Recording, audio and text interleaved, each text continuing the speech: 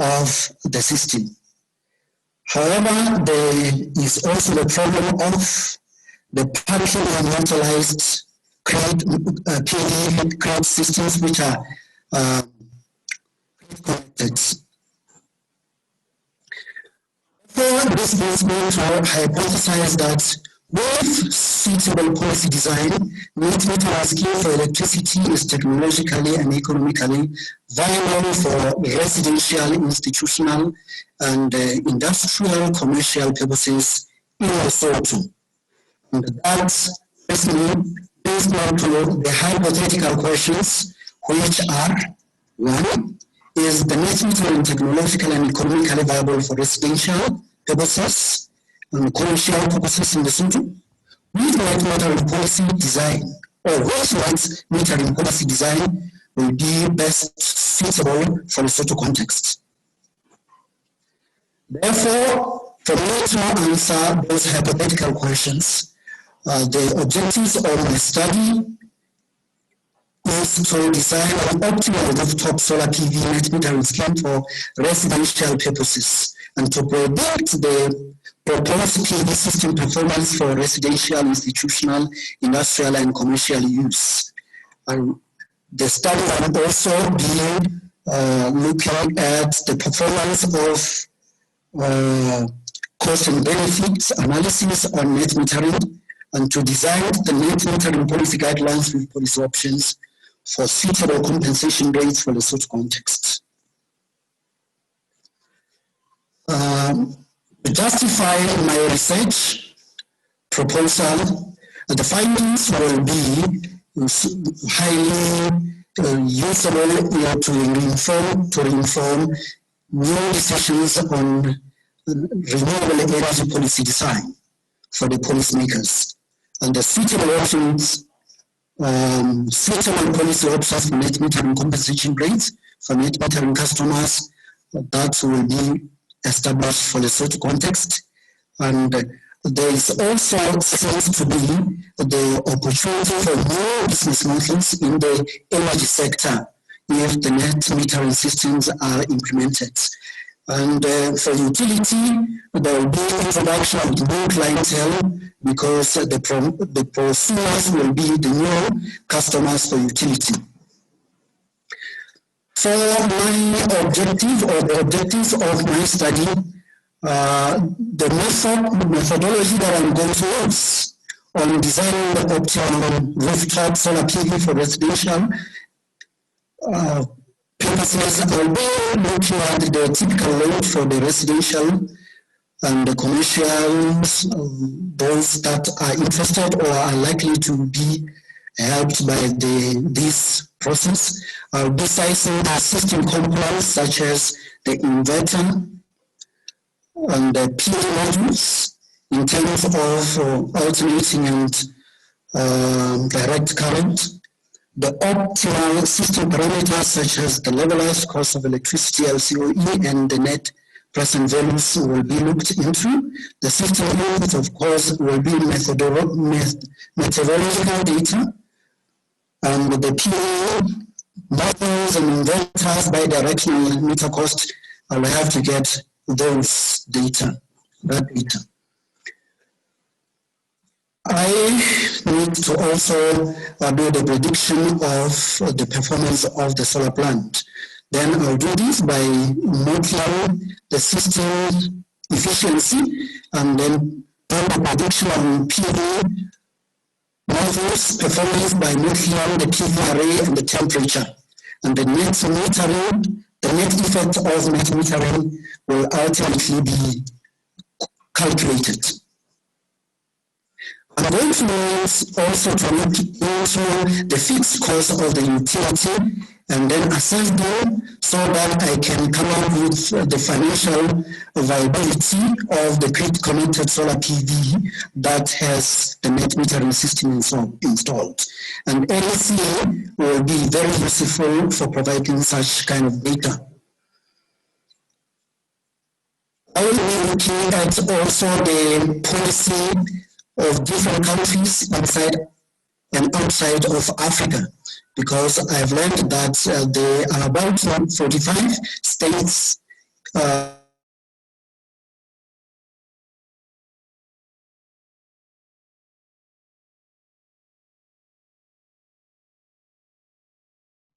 Zimbabwe and South Africa, holders have the policy in mind, but there are no implementation issues. I'll be looking at those policies and comparing them to come up with the best suitable policy design that is recommended for the Lesotho context. And this will be the qualitative data that I'll be using. In conclusion, electricity monitoring has potential for increasing our security of supply, while at the same time reducing the electricity bills for the customers, and therefore the prosumers, utility, and other electricity regulators such as LEWA, they will be benefiting from the findings of the research, and also the energy policymakers, not taking aside the governmental and the NGO institutions that will benefit from this study. Thank you very much. Your sound was really very hard to hear. I'm even tempted to say maybe you should talk as the last person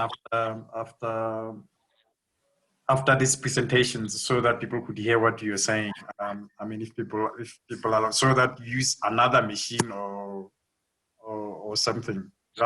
So the first question is from me. Did you say there's net metering at the airport in Lesotho? Yes, there is. What does that mean? There's net metering at the airport in Lesotho?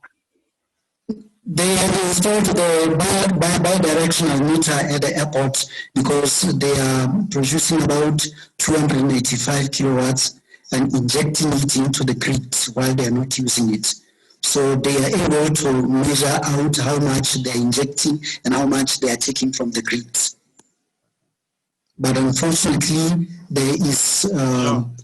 Okay, so the next question is from Tatenzme, says, what is the current situation of the solar systems installed at the airport? Is it functional? That's his question. Right. Yes. The PV system is installed at the airport. By the time I got there, it was not functional. The problem was with the fan systems. They were not working. They needed maintenance. So there's no maintenance plan for such kind of the fans. So they shut it down. It's not open. It's not working. So currently it's not working. Currently it's not working. The next question is, in your tips, you want to design an EM scheme only for residential. Why only residential? The scope is actually broad because I can go to even the individual levels, but of course I'll be doing the residential as the priority. But that says I think I will also look into the residential, the commercials and industrial on the availability of the data. Okay, anybody wants to ask?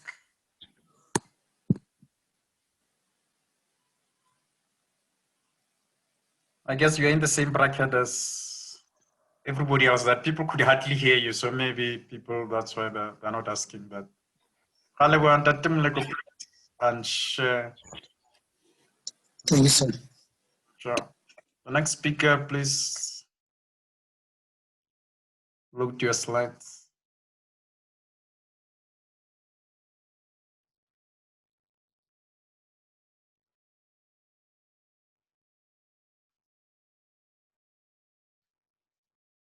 Tatel Senior, please share your slides.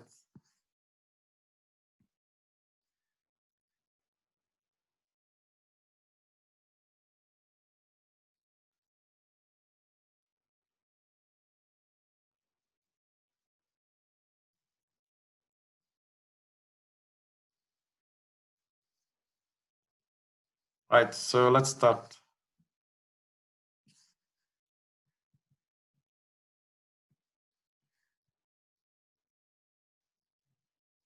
Please unmute yourself.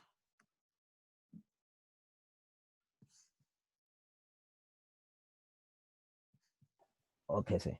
Good morning, ladies and gentlemen. My name is Tabem Pelesengyo.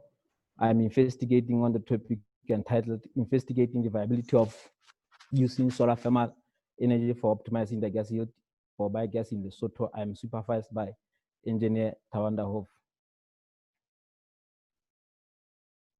The presentation is outlined as follows: introduction and background, problem statement, research questions and objectives, justification, beneficiaries, methodology, lastly conclusion. Introduction. The solar thermal technology is the technology that converts the sun's energy into heat.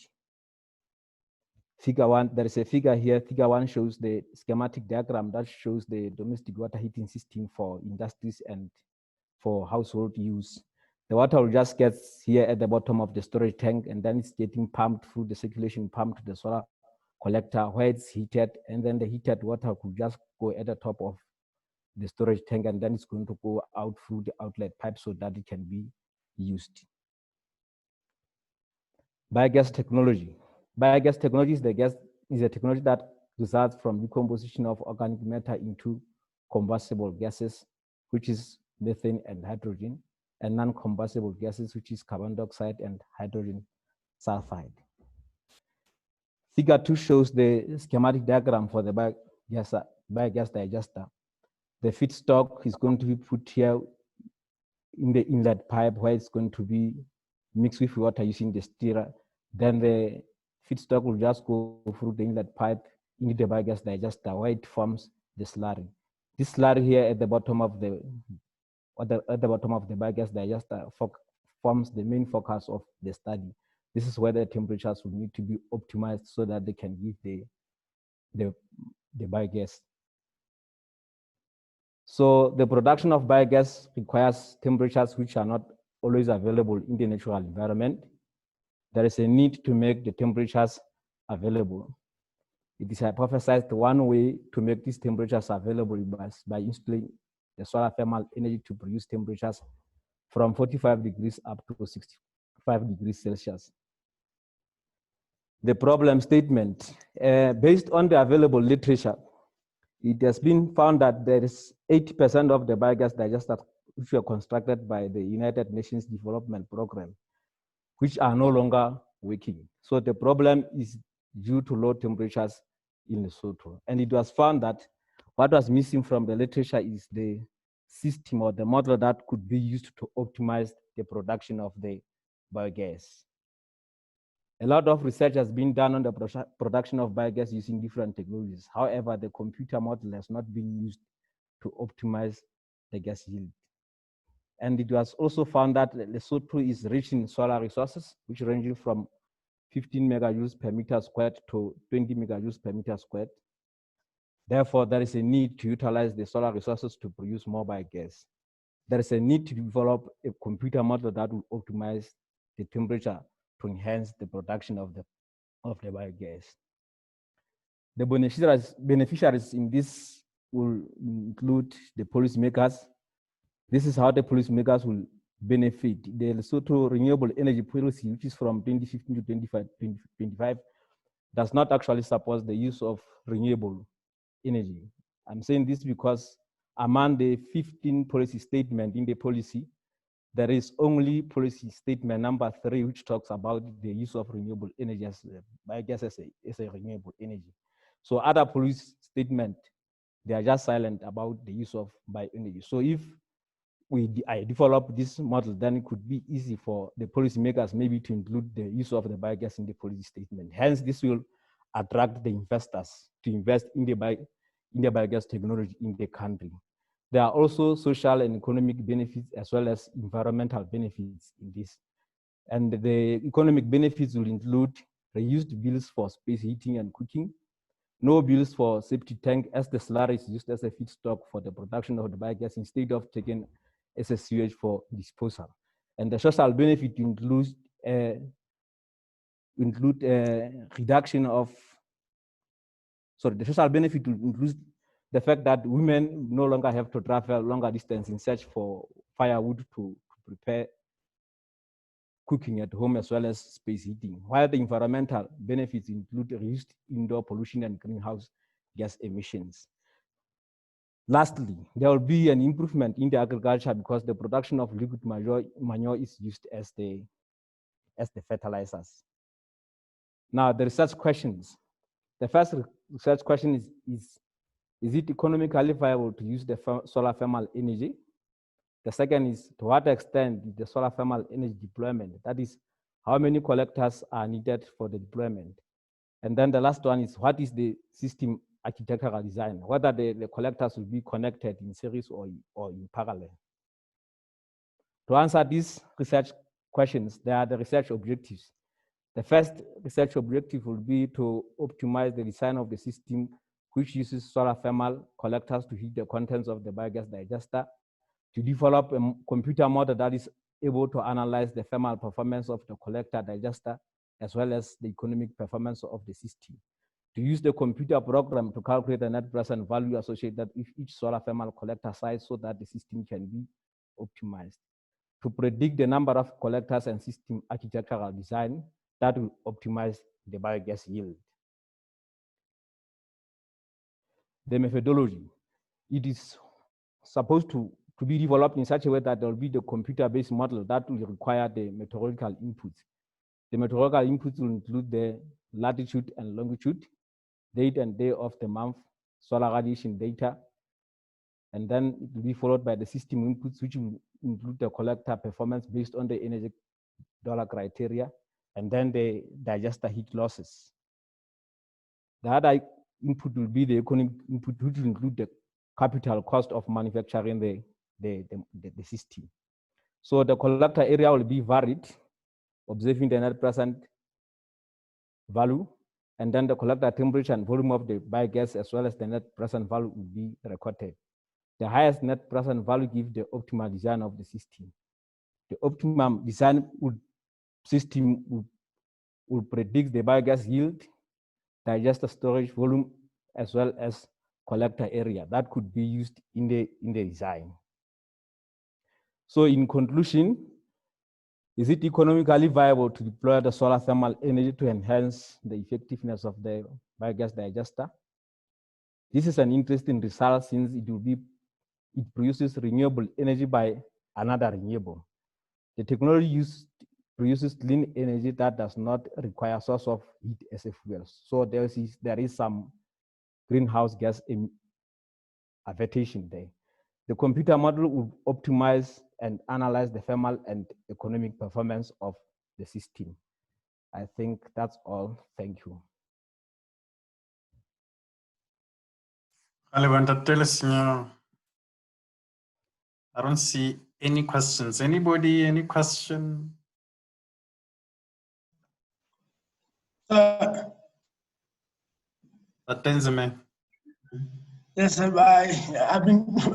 I couldn't type the question. I felt it to be a bit longer. My question is, would the results of the study at the end of the day, would it be based on a model scenario, or will it also involve some practical data from the ground? At the end of the day, what would be the ultimate product? I don't know if I'm clear. Okay. The practical data, of course, we need to have the meteorological data as well as ground satellite data. So what is going to happen is we might need we actually are going to have the ground satellite data so that can be used, especially for solar radiation. The solar inputs, basically we take them as the data. So they are always available because you can always get them almost using the PVGIS system. Yes. Yes. So part. Yes. That part I'm okay with that part, but this other part of the biogas digesters? Yeah, the biogas digesters basically they are on the ground. In fact, what should happen is I'm going to design a computer-based model that is going to tell us how much will be the volume of the biogas produced at a specific temperature, and then how much will be the volume of the biogas itself, the biogas digester itself, for a specific temperature. For example, the temperature at Maseru might be different from the temperature at Mokotlo, but still the model can be implemented anywhere in the country. Even for the industrial use, it can be also used. You have answered me. I'm clear. I'm clear. Okay. Thank you. Anybody else? Yes, maybe may I ask one question or two? Yes. After my comment? Yes. Yes, thank you very much, Mr. Chair. I'm now wondering now here, the temperature already optimized, because this is one parameter now, temperature he's looking at for masters. The temperature between 35 to 55 is already done in the world in many literatures. So the contribution here is, I'm wondering if he has to explain it in detail, considering with other parameters too. Thank you. The temperature already optimized in many literatures. So what is his contribution in this experiment? Karempolo, I'm sorry, I don't, it's like the mic is not clear. May you please rephrase the question for me so that I can answer? The McDiv says the temperature for biogas production is already optimized and the information is available in a lot of literature. So if the temperature is already optimized, what are you optimizing? So I think if you regard to the literature, what it has been found, especially for the study conducted by one researcher that I mentioned in the document, it indicated that temperatures usually drop below in such a way that there is a minimum temperature, that is a minimum biogas that is produced in winter. And as a result, we need to set these temperatures to model this in such a way that they are uniform, irrespective of whether they are summer, winter, or spring. So basically, that is what the model is going to do. It does not necessarily mean that we need to keep the temperatures at 65 or 55. However, the production of biogas at high temperatures seems to be higher, although the microbes seems to be dying at a very high rate at that range of temperature. That is why we need to set it to be optimum. Not that we need to consider the highest temperature as the one that can be optimized. But as a follow-up, because as a follow-up to Dr. Bib's question, because you're using solar thermal energy to optimize, are you saying when the temperature falls below the optimum level, then you'll use the solar thermal energy that you harvest to heat the biogas plant so that you get an optimal temperature in there so that you produce enough gas? Is that what you are trying to do? Yes, sir. Basically, that is basically what is going to happen to make sure that when temperature falls, especially in cold weather, then we are able to maintain the temperature of the biogas digesters at optimum level. Because what is happening is even at low temperature, the digester is still able to produce anaerobically, but the production is very low. So you're going to harvest the solar energy to increase the temperature of the biodigester. Basically, this is what is going to happen. So we are going to harness the solar energy to increase the temperature of the biogas digester. Okay. But Mike, you said you have another question. Yes. Because this is not only temperature now as a factor for the production of biogas from the system anaerobic digester. Many factors are there. Even if you give temperature, there is a slurring. I mean, that temperature may be sour, becoming sour when the temperature is high, because the microorganisms are now terribly affected by the temperature. If you don't involve the microorganisms to follow up them, that temperature is for them healthy activity. If you are just increasing and then decreasing, you don't know what is going on there in terms of these little creatures. So that production of gas you may be expected to happen, maybe just a nightmare by the end of the day. So that part of activity is very important, because why you are putting temperature there is to maintain the activity of the microorganisms avoiding the soaring of the effluent in the system. Many factors are there. So I'm worried a little bit, but you better consider that. Okay, sir. Thank you. My suggestion is that maybe being a bio expert, I think this is a good discussion that you need to have with him now at the very beginning of your research project, so that you discuss all these minute details about biogas digestion production, so that you make sure that you structure your research well. Yeah, he shouldn't really get away from this concept. Biogas. Yeah, so that might be that I'll come to you and you will discuss. Okay, good. Okay. Thank you. Anybody else with a question? I'm going to follow that.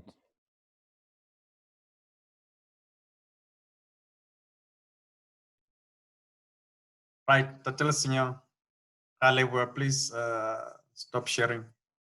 Thank you, sir. And then Mema Tekiso, please share your presentation.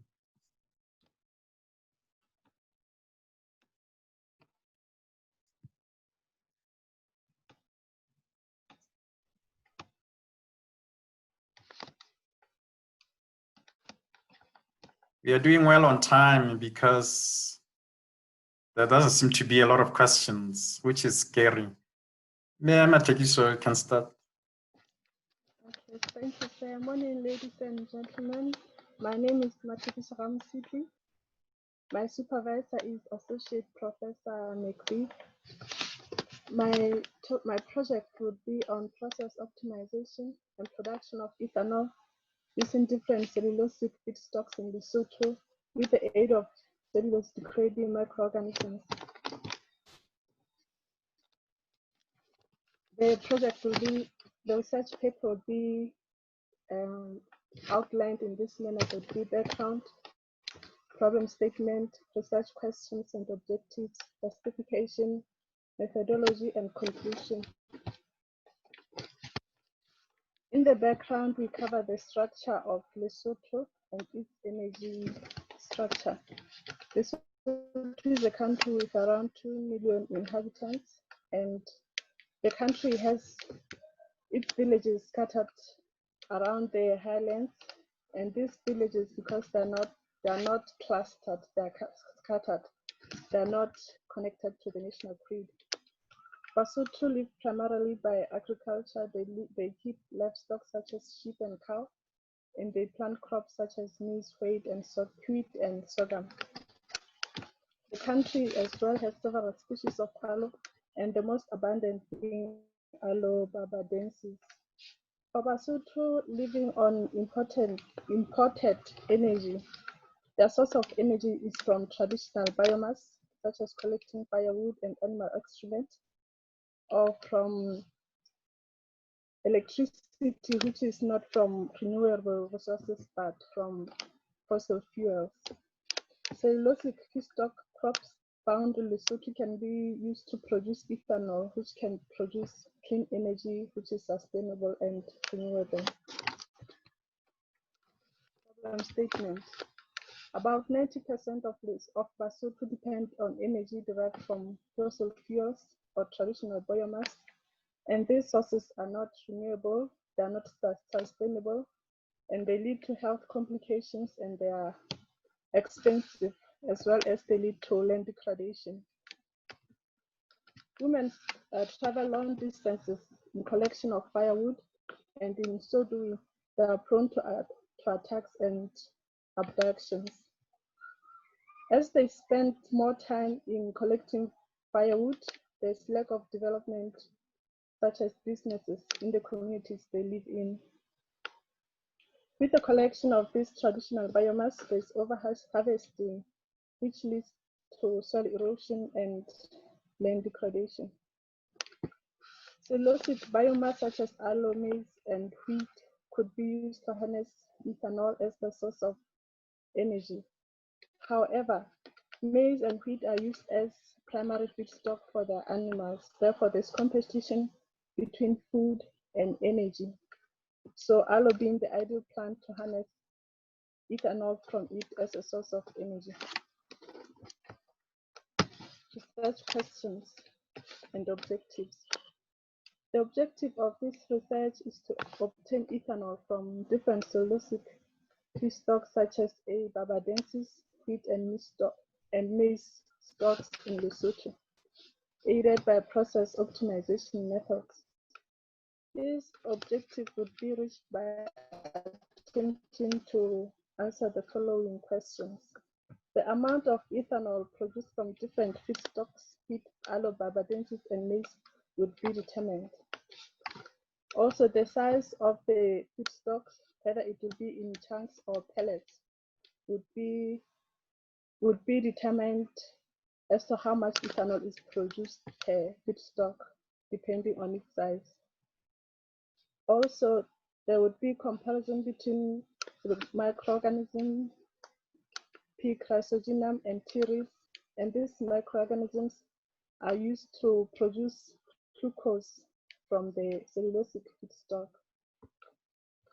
Also, the absence of these cellulose-degrading microorganisms would be determined if they affect the production of ethanol. Justification. This study is important in that not only can feedstocks be used for feeding animals, other people may choose to harvest the crops for energy production. Aloe barbadensis could be protected within the country as people would become more aware that it can be used as a source of clean energy for their households. Bioethanol would be beneficial to Lesotho as Lesotho would use energy from renewable sources which are sustainable and do not lead to pollution. There would be more employment as more people would be hired to plant the aloe. Ethanol can be used as a disinfectant to fight the current pandemic COVID-19, also as a solvent. Therefore, there will be several industries which could blossom from its production. Methodology. First, the cellulosic feedstock will have to be pre-treated by breaking the biomass so that it could be in smaller sizes. After it has been broken down, the cellulose would be reacted with hydrochloric acid as to distort the rigid structure of cellulose to its simpler form. This would be placed in hot water bath for 3 hours. Then the hydrochloric acid would be removed by washing it with water. After the cellulose has been hydrolyzed, the microbes that degrade cellulose to glucose, being trichodermaries, would be added to the and penicillium would be added to the cellulose, to the feedstock. After the cellulose has been broken down, bioethanol will be produced by the process of fermentation, whereby glucose is converted to ethanol by strain of Saccharomyces cerevisiae. This would be achieved at temperatures of 33 to 35 degrees Celsius at a pH level of 4.2 in aerobic conditions. After ethanol has been produced, it will be distilled at 70 degrees Celsius. After the ethanol has been distilled and collected, it will be titrated against potassium dichromate as to determine its concentration. The above procedure would be repeated with the bigger chunks of the biomass, as the experiment will also cover if size does affect the production of ethanol. And a different strain of P. chrysogenum with both pellets and bigger chunks of the feedstocks would be carried out. A negative trial would also be run alongside the positive trial. The negative trial would be whereby the cellulose degrading microorganisms will not be added to the feedstock. This is the diagram of how the distillation apparatus works. At number 14, this is whereby we heat the contents which are in number 15, where there is water and ethanol. Then the ethanol would be collected to wherever is at beaker number 8. That's why we'll be having our ethanol. Conclusion. The production of ethanol would be beneficial to emerging companies which could produce the disinfectant to fight COVID-19 and other microbes which are harmful to humans. It can be beneficial to the petrol servicing companies as ethanol can be used instead of diesel or petrol. Ethanol produces energy in the form of heat by combustion, which then can generate electricity through steam production. Therefore, we can also harness electricity through the production of ethanol. And thank you very much. Hello, Mima, take you some questions, comments.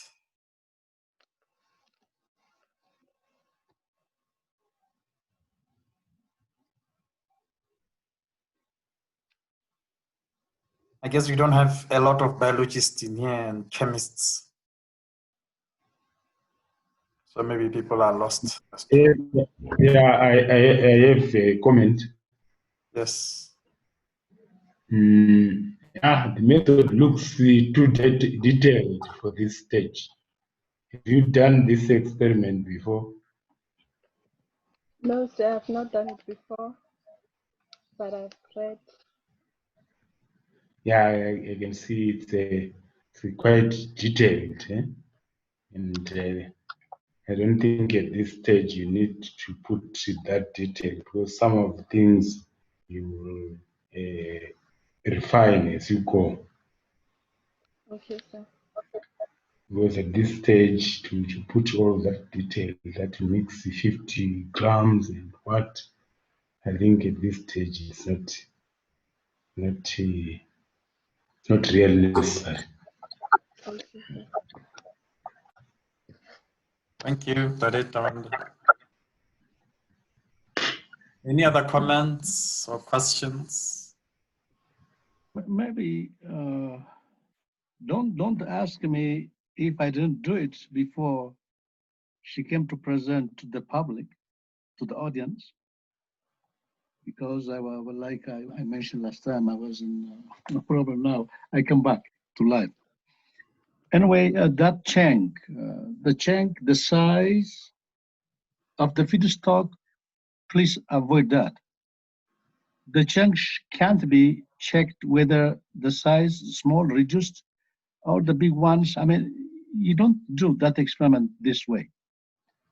Always what is important in preparation of this feedstock for the purpose of alcohol production, to get into the process, you have to chop and reduce the size, period. That chunk thing, please avoid it. Thank you. Okay, sir. Thank you, sir. Good. Dr. Khaba, do you want to ask you a question?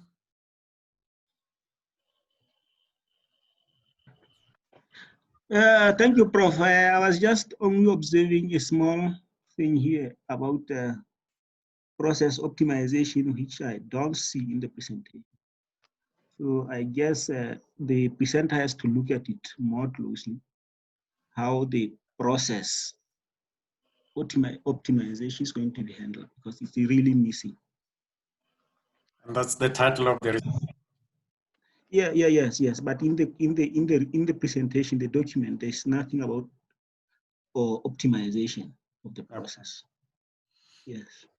Mathematical optimization, which is the title of your research, needs to be shown. Okay, sir. So do more detail. Any other person?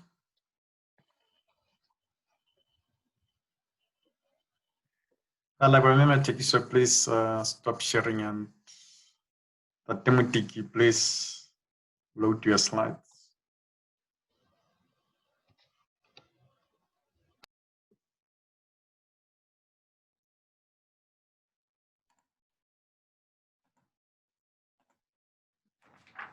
Good morning, ladies and gentlemen. My name is Tusamo Tiki, and my research proposal is on optimized network planning of electrification project in remote areas of Lesotho. And I'm supervised by Professor Lebudizek Tama. This will be my presentation outline. To reduce poverty and enable social, economic, and human development, access to electricity is a fundamental driver. And the most challenging approaches in power system is the emerging problems when planning for rural electrification, which are expected to grow even further due to the set targets that should be made in the future. Planning for the large-scale electrification project is a big challenge because it requires a multidisciplinary approach, which the decision makers must be aware of and take into consideration different factors such as cost, long-term sustainability, regulatory issues, and local constraints that define the problem. Coming to the problem statement, rural electrification projects are very much influenced by politics, and politicians find it to be easier route to reaching out to the people in as far as service delivery is concerned. This leaves the Department of Energy through electrification unit with a big task of planning network extension within a short period of time. However, the expansion of electricity grid infrastructure in Lesotho is a capital-intensive and time-demanding process, which requires long-term planning and large investments. And these investments requires, in turn, a population with high purchasing power and sophisticated consumption patterns. It may not be economically feasible to extend this central grid if the population to be served will only demand and afford a relatively small quantity of electricity, which is the case now. Access to electricity in Lesotho, especially the grid extension in the rural areas, have proven to be more expensive with a fewer electrified people. The strategy developed in this study will lower electrification costs in order to meet the economic and electricity demand of Lesotho. It is my view that this study justifies at least focuses on the area of significant potential in terms of benefiting the government of Lesotho, Lesotho Electricity Company as they are the custodians of the network, and the rural community as the service connection will be increased with the same annual government budget. My research questions: what is the current model that rural electrification unit or the Lesotho Electricity Company that gets the mandate from the REU utilizes for network electrification planning? How can the model or approach to rural electrification planning be improved? How can the improved model benefit government, Department of Energy, and LEC in terms of costs for electricity access and the operation and maintenance? To answer this research question, the objectives will be to develop a methodology to approach rural grid electrification at a national level in a comprehensively planned manner. To introduce a tool-based and existing software tool that is able to come up with the optimal infrastructure and cost indicators for electrification. To apply the open social spatial electrification tool onset, which will be utilized in this study, to Lesotho and demonstrate the results in interactive and easily understandable maps and tables. What is this onset? Onset is a bottom-up, medium to long-term optimization model. Its principle is simple. It tries to estimate electricity demand and at the most cost-effective supply option for each location. Why onset? There are industrial model tools that can be used to perform electrification design, such as the network planner, reference electrification model, reference network model, which are not free nor open source, and they typically provide a fixed capabilities for an upfront fee and require additional fee for customized or added functionalities. However, Osmosis, Switch, and Temoa are an example of open source tools that can be used but because Onset developed a cost model for comparing the levelized cost of electricity generation and compares that to 7 configurations. That's why it was opted for in this study. This is my methodology overview, whereby the electrification algorithm procedure is based on 2 yet complementary process, which is the GIS data and the non-GIS data. The geographic information system, GIS analysis, is required to obtain the population density, distance from the existing and planned transmission infrastructure, proximity to road, network, nighttime light, as well as energy resource availability. For each location, 7 electrification technologies that was mentioned on the previous slides, that will be a grid extension, which my study will only be focusing on. And we also have the mini grid system, which comprises of the solar PV, wind turbines, diesel gensets, and small hydropower. And the last one will be the standalone system, and it also comprises of the solar PV and the diesel genset. And all are compared, and the least cost system is selected depending on the types of access aimed for. In other words, the technology offering the lowest levelized cost of electricity generated throughout its lifetime is considered as the best electrification solution.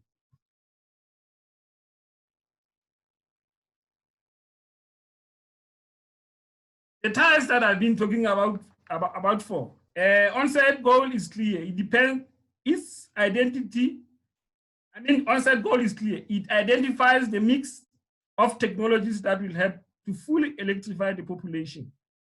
That is, on-site only accounts for residential electricity demand.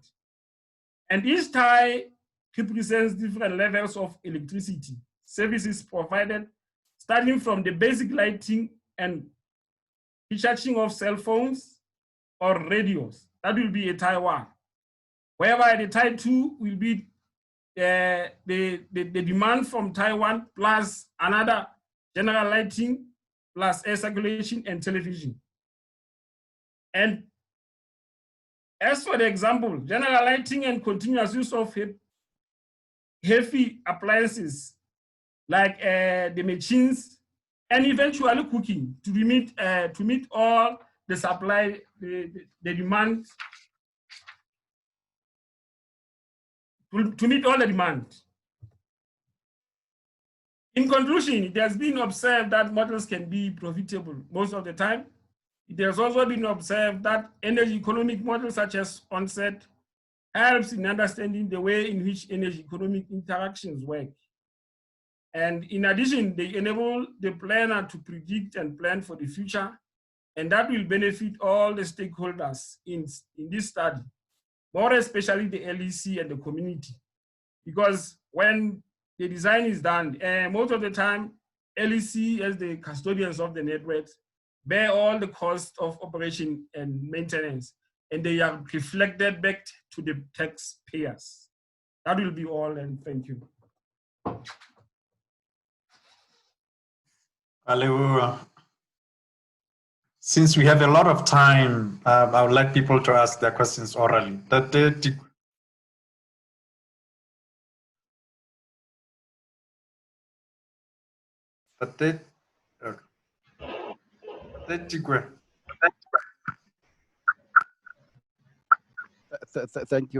Chair. That they indicated correctly that some of the challenges are political influences in taking projects to areas that are completely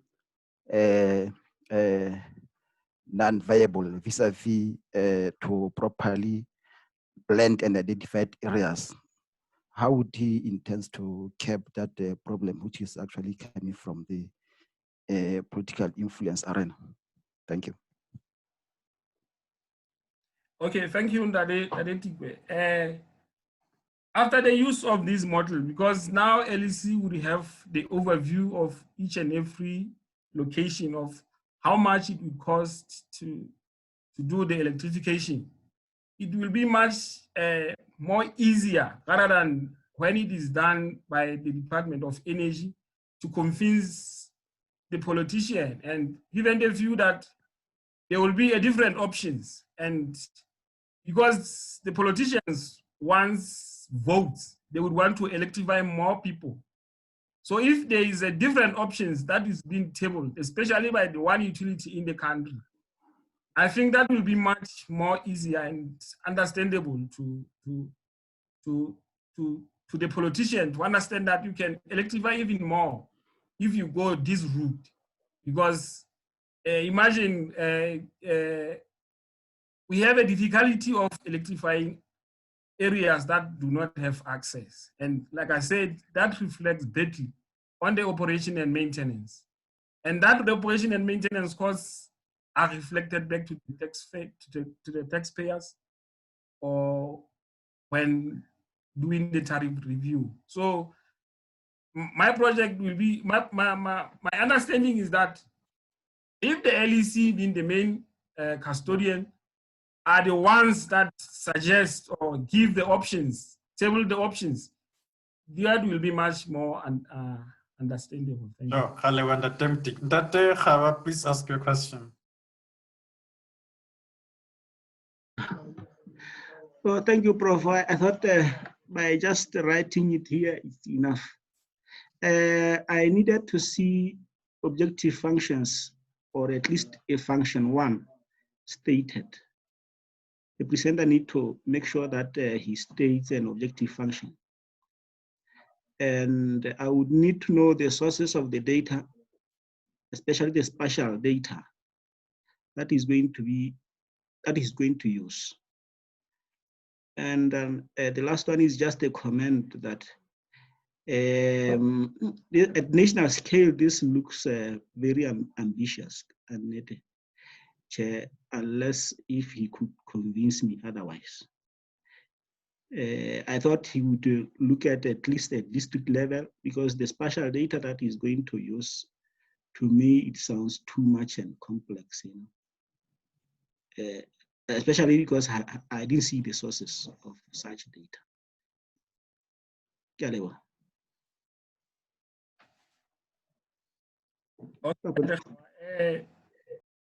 are going to use the GIS. Is very crucial in this study, whereby we are going to use the population density maps, and from the satellite we'll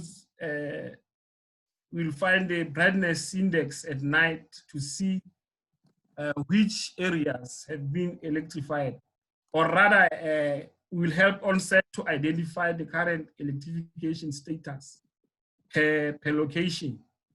And the onset itself, it categorizes or characterizes those as electrified and unelectrified.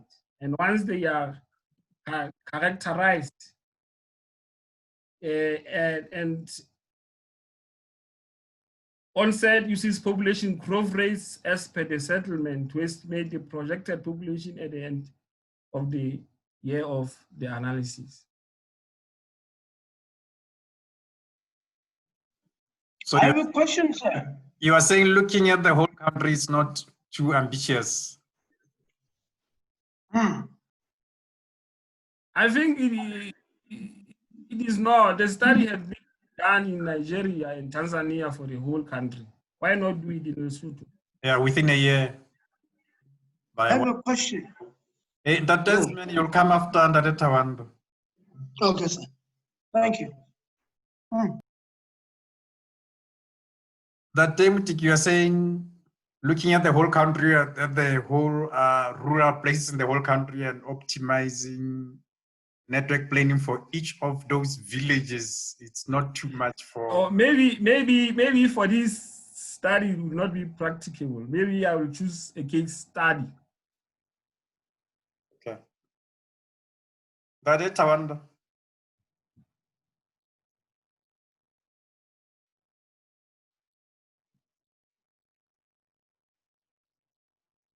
Tawanda, you still here? That is, man. That Tawanda seem to be here. Okay. Thank you very much, sir. My question was based on what the presenters just talked about, especially this one of taking the whole study to a national scale. My wonder was, how would the study be different from the, in my knowledge, if I recall, there was a time when there was an electrification master plan, which was done some previous years ago. And then there is another one, which has just been updated, probably last year, if I'm right, probably last year. So I'm wondering, because that electrification master plan was actually covering the whole nation and giving all those electrification strategies that could be used to electrify different areas of the country. And I was just wondering, how would what value would the study do as differentiated from what has already been there, presented in the current electrification master plan? That's just my question. Okay, Nadine Ziman, to answer the question, like I said, this study, unlike the electrification master plan and another one, that pipeline, that one is at a higher level, at the government level. But like I said, because LEC is the main custodian of the network, if they understand and try to accept that renewable energy is the way to go. If LEC understands that, I think going back to the ministries, because the planning is done at LEC. It is true that is the government that is planning for the electrification planning is done at LEC. And if they understand and they can compare the cost and options, I think in that way the politician will understand, because now there's still fear of the renewable energy. People, the people don't even understand how the renewable energy works. As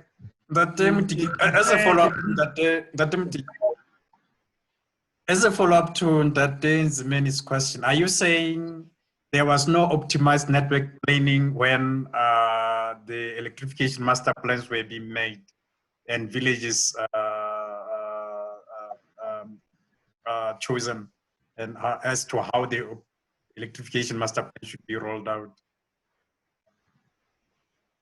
It was optimized, and my angle here is the prevailing situation in Lesotho, because now that the government doesn't consider the electrification master plan, we have to come up with another option. Yeah, but you're still going to go back to the same government to approve what you are going to come up with. So I don't see how you. Anyway, that's Tawanda. Let's have that Tawanda's question. Oh yes, it's a very good project and it's quite interesting. But I want to know, nowadays we have got renewable energy sources competing against the extension of the grid. And I want to know what method you are going to use to say these areas are fit for renewable energy, these are fit for grid extension. Again?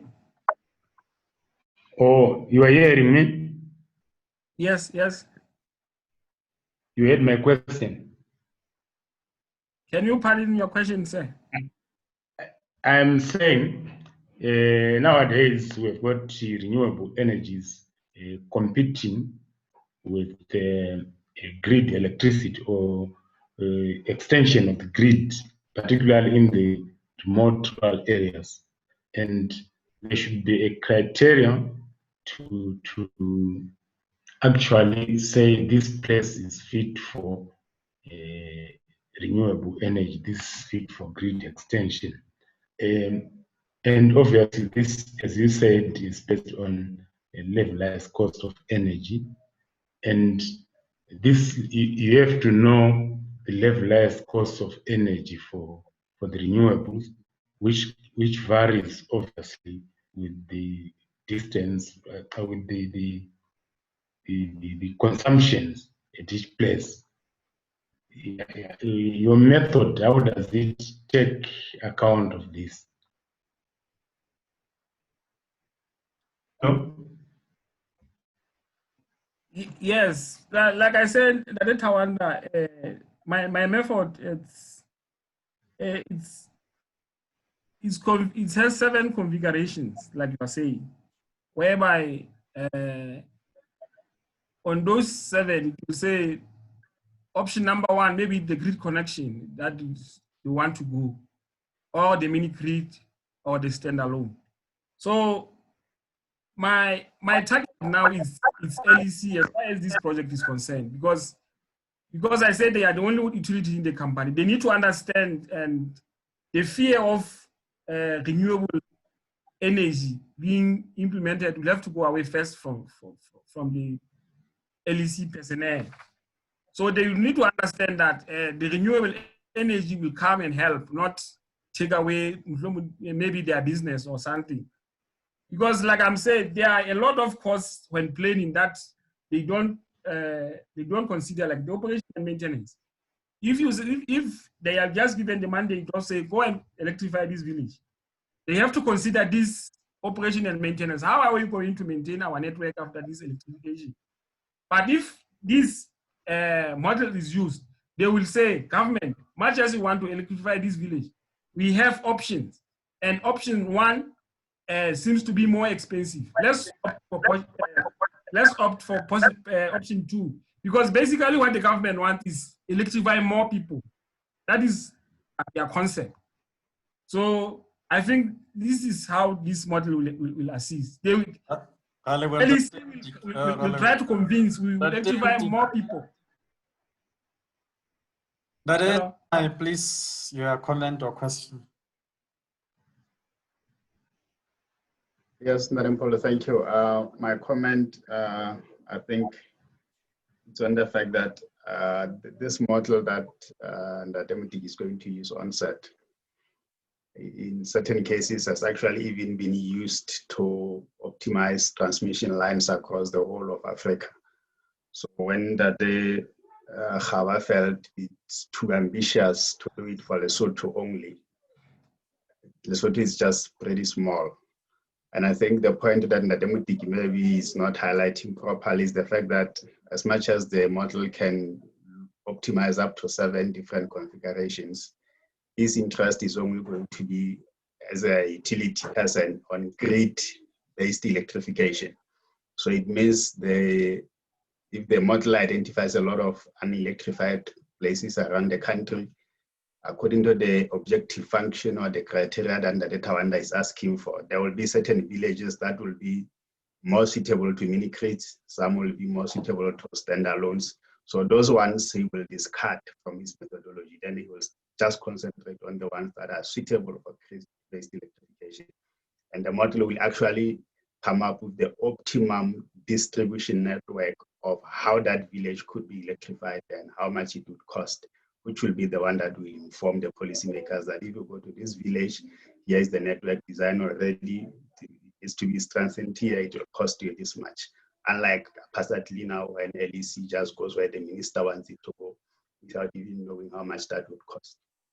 That's the idea behind the project at the moment. Sure. At least you have given it shape now, because it was like we was going to do everything. That's where the worry was. Please stop sharing, and the next speaker, please share your screen.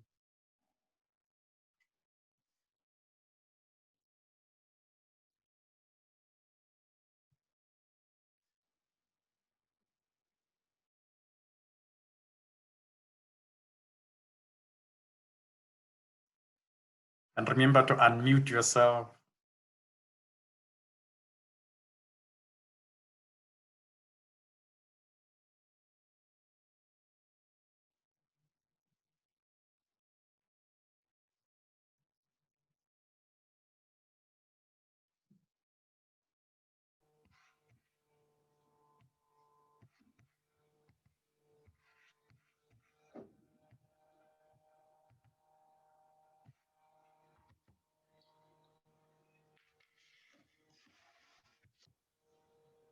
Okay, start, please.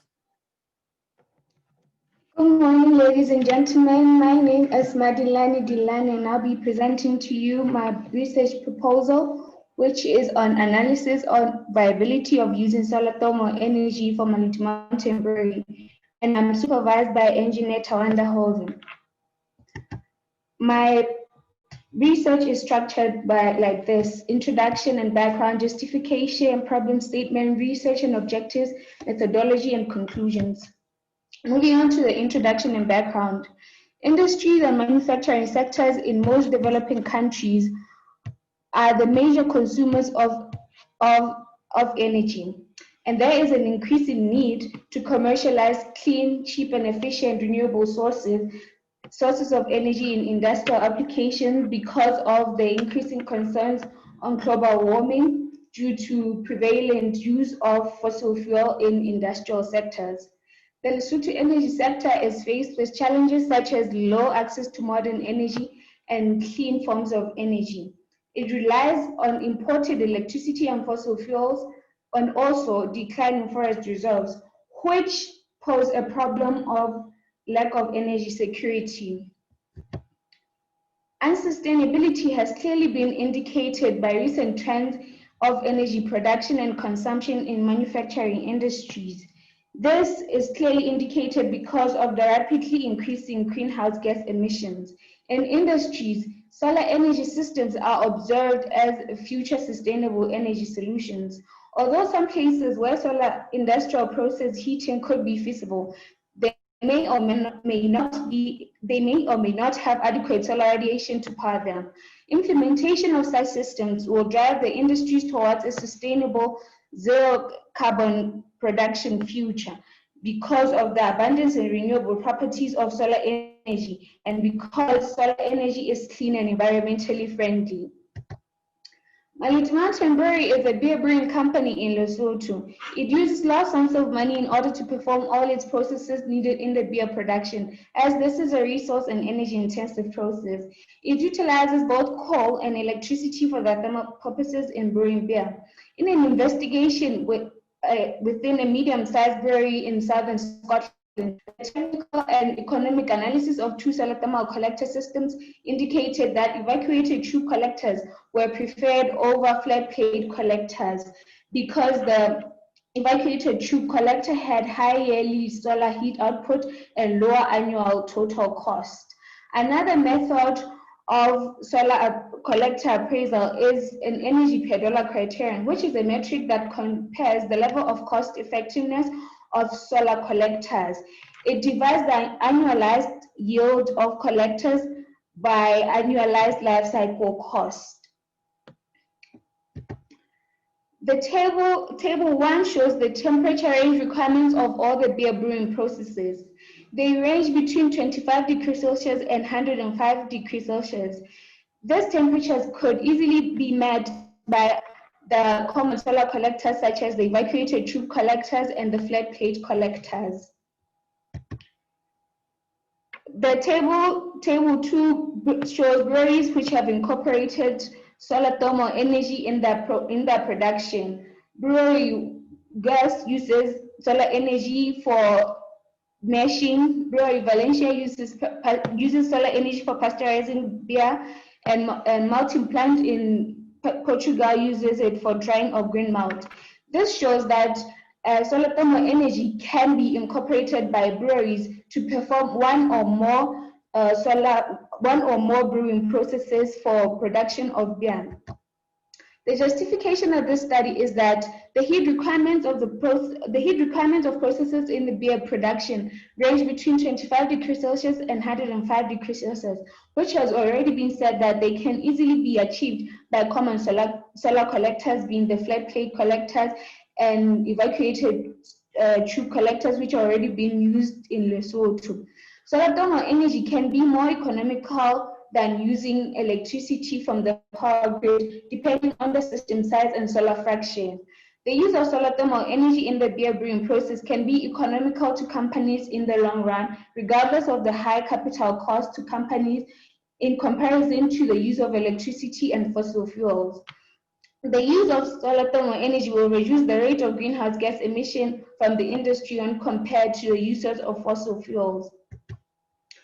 The use of solar thermal energy in large industries such as beer brewing industry in Lesotho may reduce the country's electricity imports and fossil fuel imports. The use of solar thermal energy will help in reducing the electricity demand and coal demand for Maluti Mountain Brewery, which will be economically beneficial to the company. The problem statement states that Maluti Mountain Brewery uses a lot of electricity and fossil fuels, which are environmentally unfriendly, expensive, and are also imported for the production of beer. Most of this electricity or fossil fuels can potentially be displaced by use of the abundant, renewable, and environmentally friendly solar thermal energy. The main research question is what are the opportunities of using solar thermal energy in Maluti Mountain Brewery? And this will be addressed by the objectives being to determine the technical and economic viability of using solar thermal energy in Maluti Mountain Brewery, to develop an Excel-based model that will carry out thermal and economic analysis of producing thermal energy for breweries, to select the type of collector to employ for this process and at this place, and to establish the most economical size of solar thermal system and storage size to employ at Maluti Mountain Brewery, and therefore designing of the required solar thermal system. The methodology will start by studying of the site for space availability, collection of meteorological data for the location, collection of Lesotho's economical data, the greenhouse gas emission factors, and information on solar collectors, which are rated by SRCC, and the processes that go into beer brewing at Maluti Mountain Brewery, which require heat, will be established together with their temperature and heat requirements in order to determine the Maluti Mountain Brewery's load profile and thermal energy demand. All this data will be used as inputs into the yet to be developed Excel-based model. Then this will be followed by designing of the Excel-based model. The net present value of solar savings will be the objective function to maximize for the selection of optimal collector area. The simulations will be done on an hourly time step for the average day of each month. And the model will calculate the solar fraction, payback period, and greenhouse gas emissions averted, and also other technical and economic outputs of the system. Lesotho imports most of its electricity, and a great portion of this goes to industries, and the use of solar power in Lesotho's industrial sector will help the country to get a step closer to being self-sufficient on energy and reduce greenhouse gas emissions. And also, the use of solar thermal energy at Maluti Mountain Brewery will reduce the company's long-term costs of production, and there will be a developed tool that breweries can use when incorporating solar thermal energy in their production. By that, I'd like to remain. Thank you.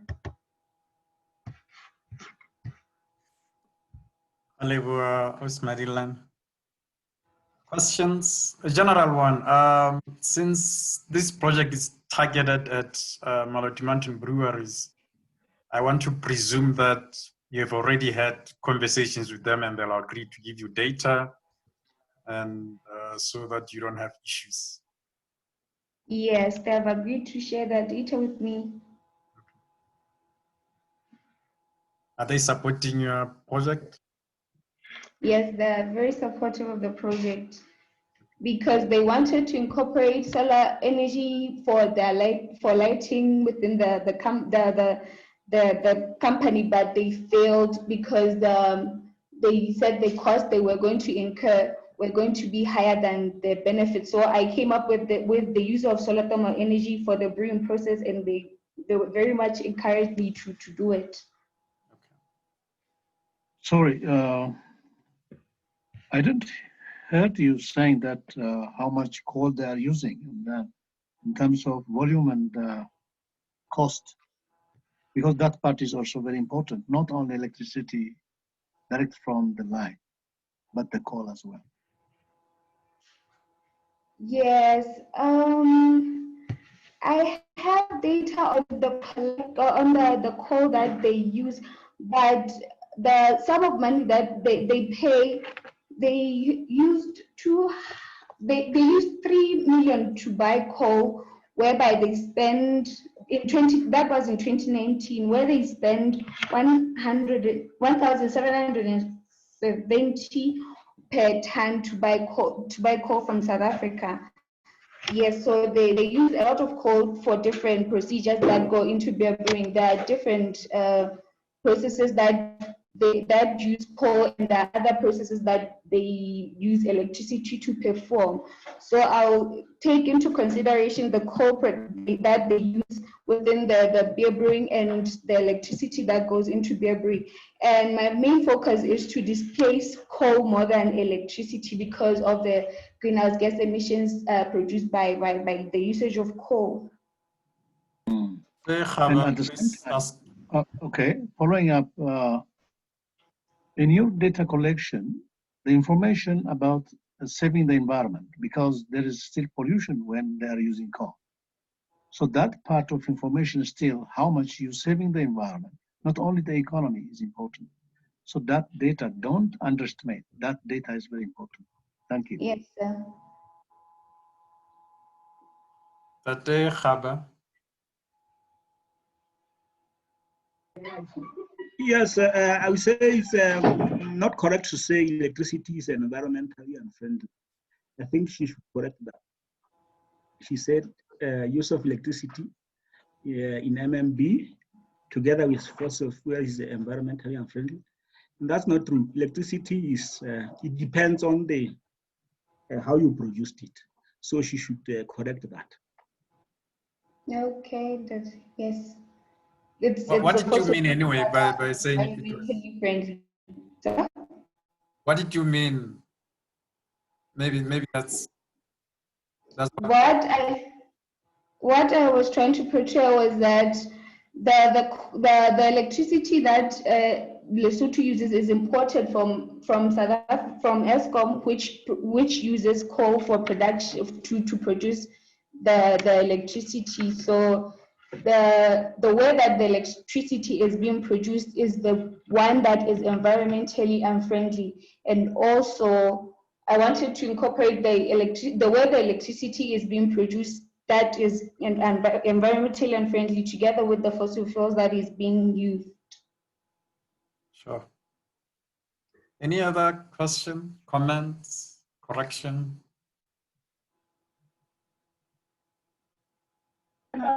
Yes, Prof, I would say she should also verify that it's from South Africa, because according to Lewa, or I think it's from Mozambique, not from South Africa. And if it's from Mozambique, it's hydropower. Well, okay. we get power from both, so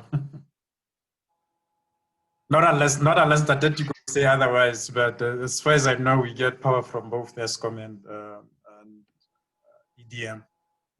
Kalebo, how's Marilani? Please stop sharing. How's now? Please share your screen. Okay.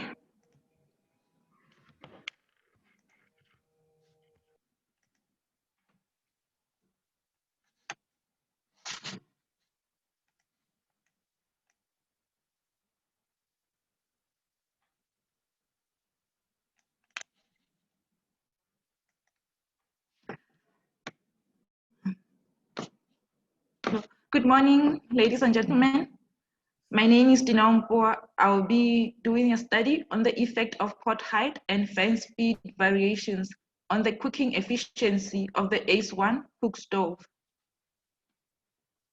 My supervisor is Dr. Timothy Tamai, and my co-supervisor is Dr. Dominic Bear.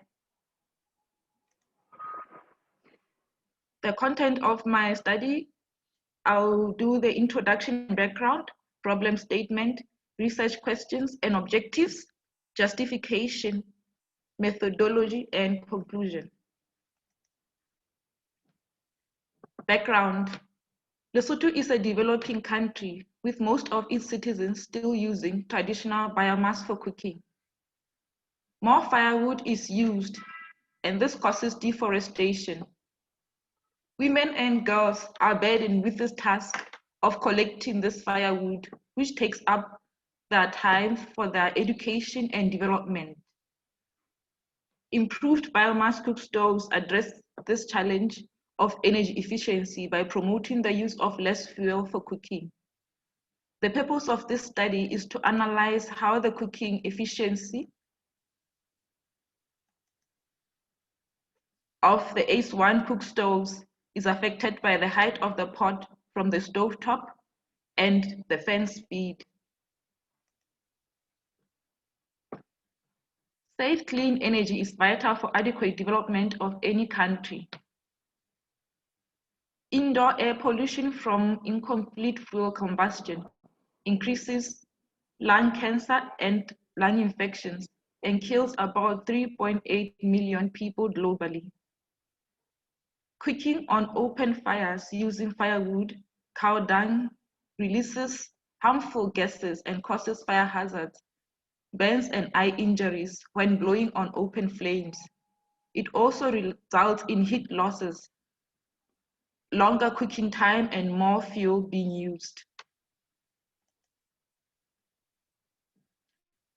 African Clean Energy designed the ACE1 Ultra Clean Biomass Cook Stove for developing countries, mostly in remote areas, and uses a combination of thermal and electricity generation, which is clean and smoke-free.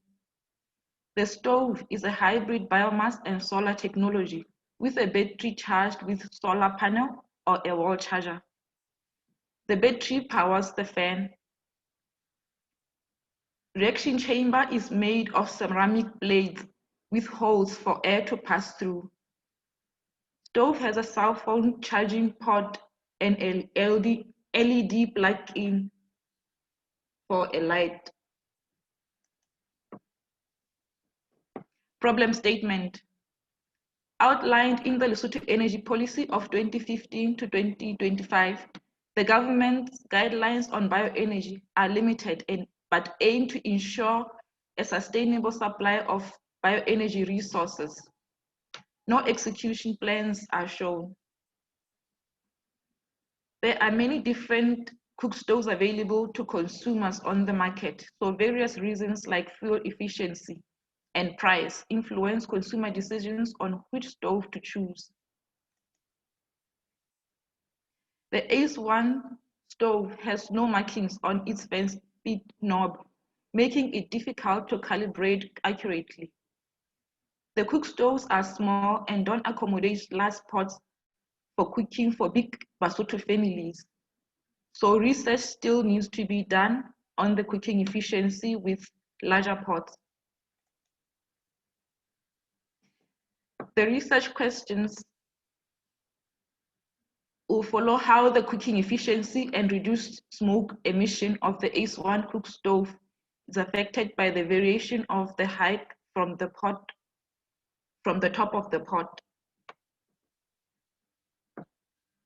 This will be done, the research questions on the height from the top of the pot will be what's the heat transfer efficiency at different pot heights and optimum pot height of the ACE1 cook stove. What is the time it takes and the amount of biomass required to boil a pot of water and or cook food at different pot heights? Second, the fan speed will be performed by the research questions followed will be what's the temperature generated by different fan speeds for different biomass substrates? What's the time it takes and the amount of biomass required to boil a pot of water and cook food at different fan speeds? Considering the amount of reduced smoke, what is the optimum fan speed? Objectives. Height of the pot from the top of the stove. To determine the heat transfer efficiency at different pot heights and the optimum pot height of the ACE1 cook stove. To determine the time it takes and the biomass weight required to boil a pot of water and cook food at different pot heights. Second, the fan speed, to determine temperature generated by different fan speeds for different biomass substrates, to find the time it takes and biomass weight needed to boil a pot of water and cook food at different fan speeds, to determine the optimum fan speed considering the amount of reduced smoke. Justification. Different studies have been done on various renewable energy technologies, but there's still not much data on bioenergy technologies, especially on biomass cook stoves. Research still needs to be done as per Lesotho's context to improve the ACE1 cook stove efficiency in order to encourage more households to start using it. The purpose is to encourage the uptake of renewable energy technologies and to determine the problems which discourage people from adopting the use of already available technologies. Methodology. Airflow analysis. Markings are made around the fan speed knob to determine dial positions corresponding to different airflows, current and voltage values. A USB safety tester multimeter will be used to detect the charging, current and voltage. Pellets, firewood, cow dung, biomass charcoal and shrubs are weighed before loading and soot weighed after to determine burning efficiency of each fuel. Airflow is measured using anemometer with empty stove. Then different amounts of pellets and substrates are added. Then the airflow is measured with the different weights of the substrates to determine the air quality. Hot temperature is measured with an infrared thermometer. Smoke is measured with when stove is lit using a PM 2.5 meter to determine the amount of volatile compounds. The pot height analysis. Calorific values of different fuels and basic traditional food is determined and the power output of each fuel and food is calculated. Hot temperature is first measured with empty pot using infrared thermometer, then contents are added to measure the amount of time it takes to boil a liter of water using the water boiling test.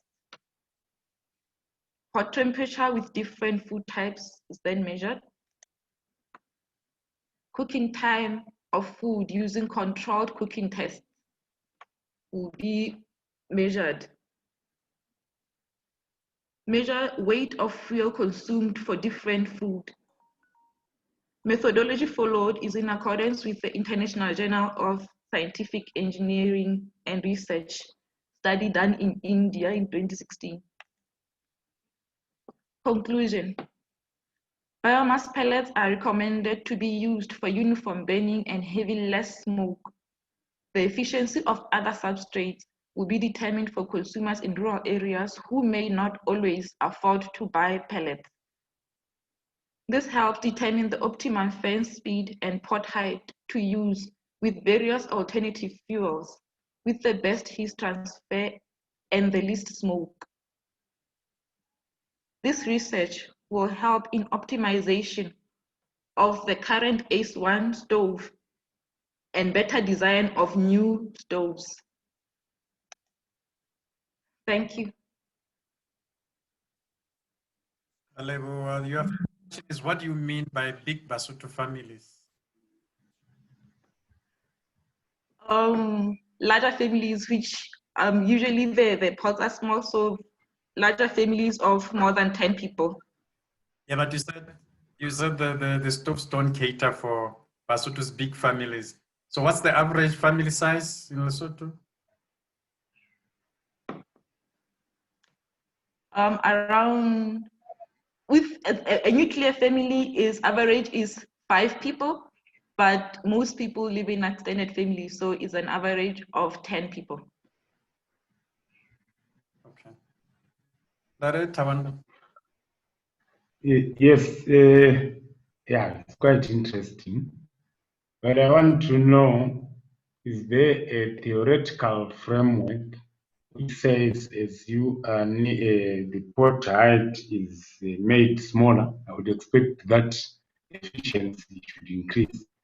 Is there a point where there's a turning point where when you are near the pot to the fire, the efficiency is decreasing? I think if there is some theoretical framework which says that, I think this needed to be mentioned. Say, as you are near your pot is nearing the fire, then I would expect that the efficiency or the heating efficiency is increasing and never decreases until you tell me of some other constraint. So, so I don't see how this height thing is. So the height can only go as near as possible as the other technical designs of the stove can allow. Can I say something? This is Dominic Berg speaking from African Clean Energy. So basically, if you have the pot too close to the stove, obviously you will at some point kill the flame because there's just a small opening up top, and if oxygen or if it's not oxygen that is leaving the burning chamber, but rather CO2. If not enough CO2 is leaving the burning chamber quick enough, you are decreasing the efficiency of the gasification, which in turn kills the flame, which in turn creates a lot of smoke, which in turn decreases the efficiency of the cooking, obviously. So, so yes, there is a sweet spot. If you are too close, you are going to create a lot more smoke. If you are too far away, then you're not heating the pot well enough. So there is a sweet spot in the middle. Does that answer your question? Yes, yeah. So this, I wanted the student to make this clear, because it is not clear just from the onset why getting nearer the fire is causing problems. And also the fan speed. If you fan the flames too much, you kill the flame. Too little will not ignite the flame enough. So the Yes, optimal fan speed to create the most heat, so that the pellets burn more. Yeah, I think next time this theoretical framework needs to be introduced to the audience so that they can understand why there is optimization at all. So, can I come in? Please take into account that data when there's concerns, and that needs to be done. Timothy. Thank you. Yes, I think the point raised is very valid in the sense that there is no, the student herself does not raise any theoretical framework, but it is as it has already been explained, how much temperature you get on the pod will always depend on the distance from the source of heat. So that is also a very important thing, and a lot has been written about that part. But I think it's very important for the student to note and put it as part of the theoretical framework. Sure. Okay. Mahamis.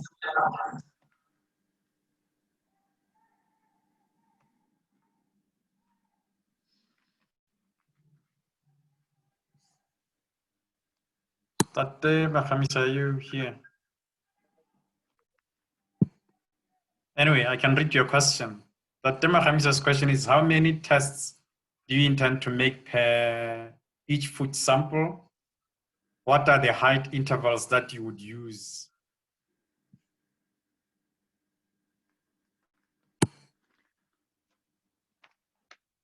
For each sample, I wish to do 5 tests and then take an average of each 5 tests. The height variation of For instance, when I'm measuring the temperature, I'll take 5 samples of the temperature at each point. Maybe I'm measuring 100 grams of pellets, how they will, how much heat is generated by 100 grams of pellets. Then I'll take the temperature at that point of 5 samples, then take at 250 grams 5 samples, and then take averages of each point where I have measured. The height, I have not yet determined exactly how much distance I'll be measuring on top. So it's something for you to know as to what intervals you'll do. That says, please cross-check your answers, the averages that we're giving with the Bureau of Statistics Census data, because your answers are not right. The which says, are you going to control the fan speed manually? If yes, how will the user know which speed to set? Yes, I'm going to control the fan speed manually. I will be doing, to set each speed, I'll be doing the markings around the knob, because the speed dial knob does not have markings on it, as I have mentioned. So I will know by maybe marking 1 on the knob corresponds to this particular current and voltage.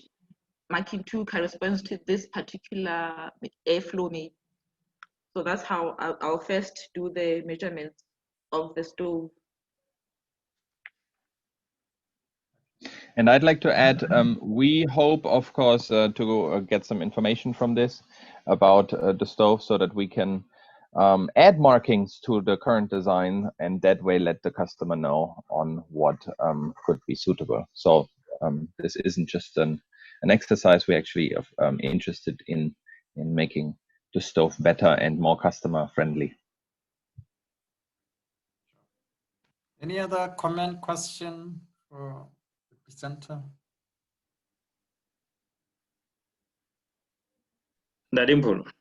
Direct Timothy. Yeah, I didn't understand the comment from the second written comments. I didn't understand what was being said. The one about what? After Ndade Mahanisa, there was a second comment. What was it saying? About standards or something. After him, as in the chat section. Yes, in the chat section, yes. Yeah, by whom? Don't talk in language. Who? I don't know. I don't know the participants here. But, No. I mean, in the chat, the names are written. So. Oh, let me go to the chat then. Let me see. Okay. While we are doing that, I'll see the now. Please sharing and let the next person share this. Okay, thank you. Oh, please cross-check your answers with census data. Yes, so that was about the averages per family. So I see. I see. Yeah. Okay. Okay, I thought it was about the data, the data on the temperatures. That's what. No. That was about family sizes. Yeah. Oh, I see. Okay, that's fine. Sure.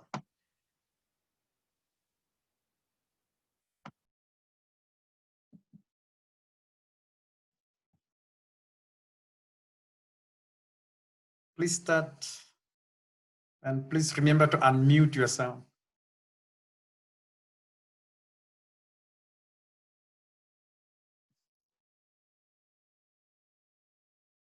Slideshow.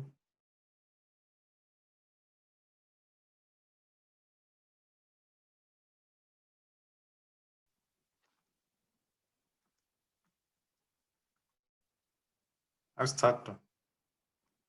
Yes, sir.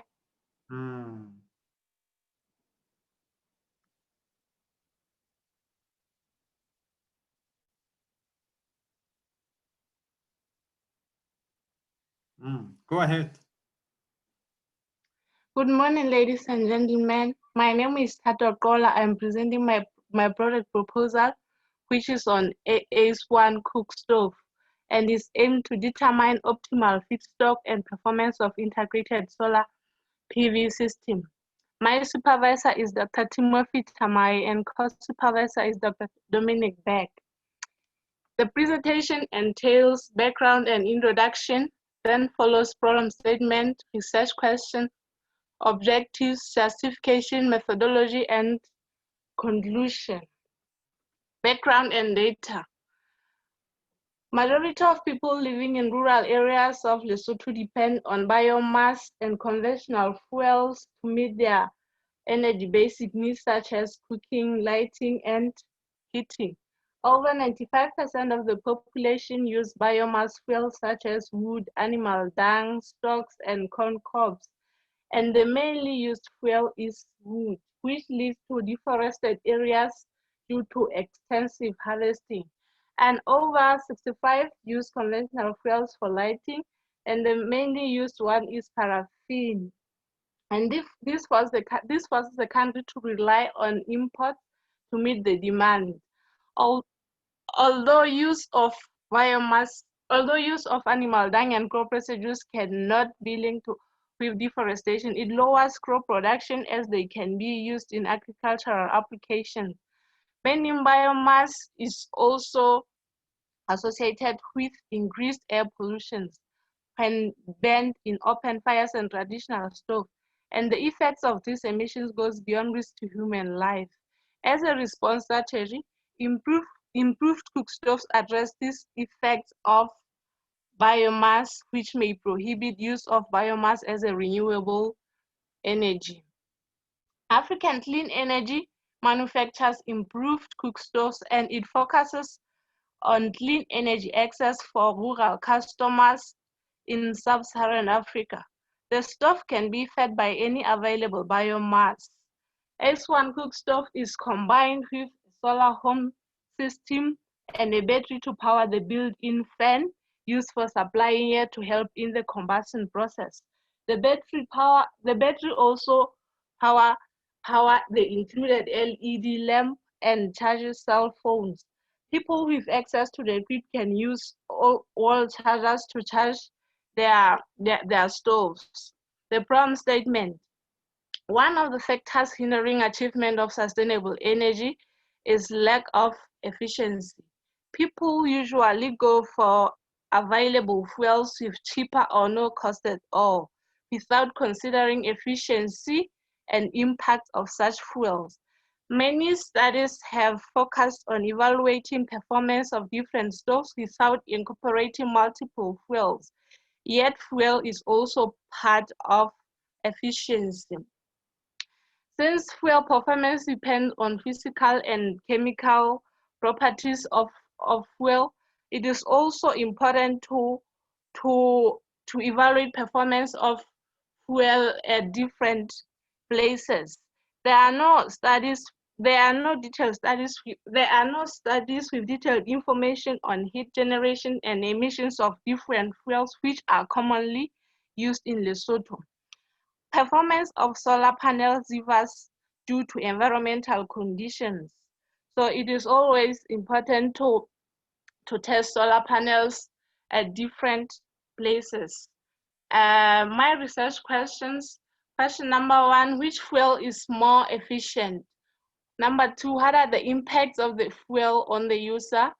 What is the last question? What is the maximum power a solar panel gives in Lesotho, and how long can a fully charged battery last the owner if used for charging, lighting, and powering a fan? And the objectives, the questions will be addressed by these objectives. Objective 1, to assess efficiency of biomass fuels in terms of their heat generation and emissions.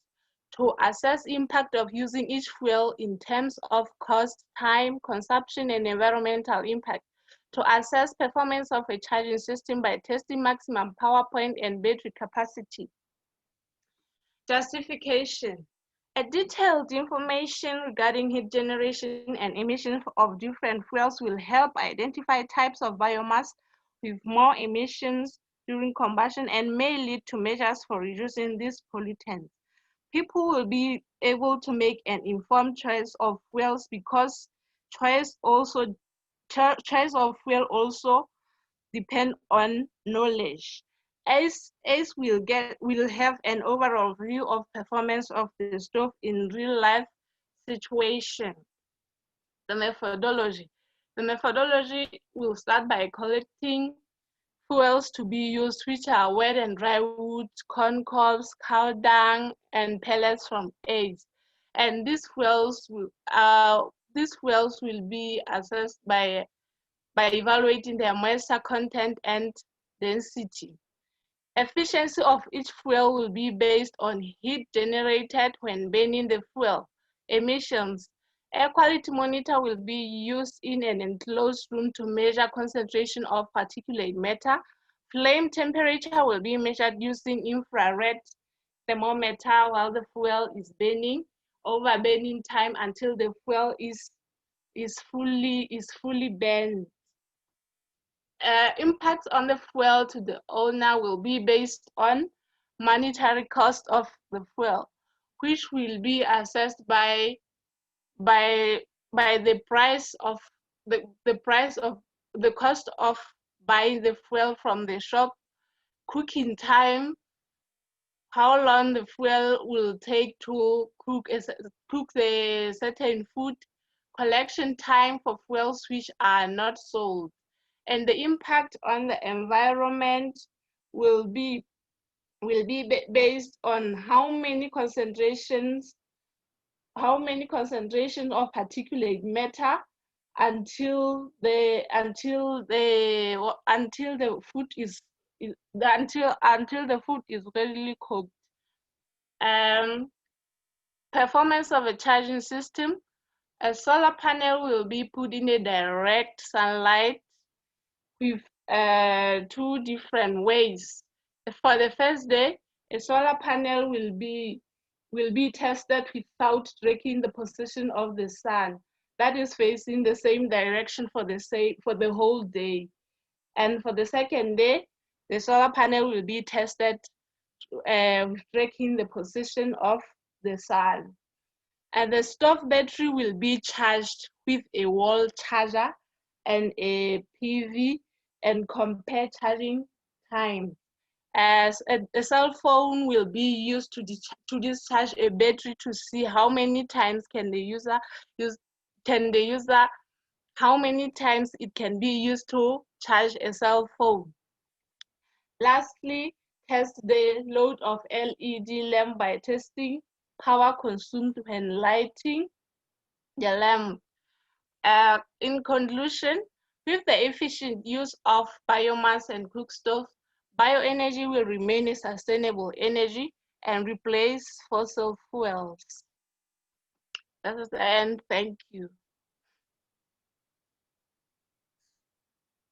Any questions?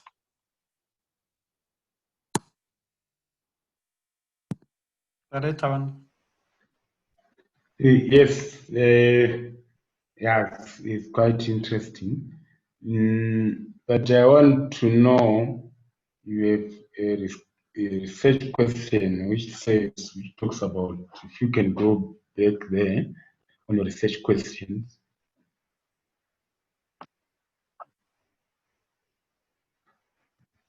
Yeah, so what is the maximum power of solar PV?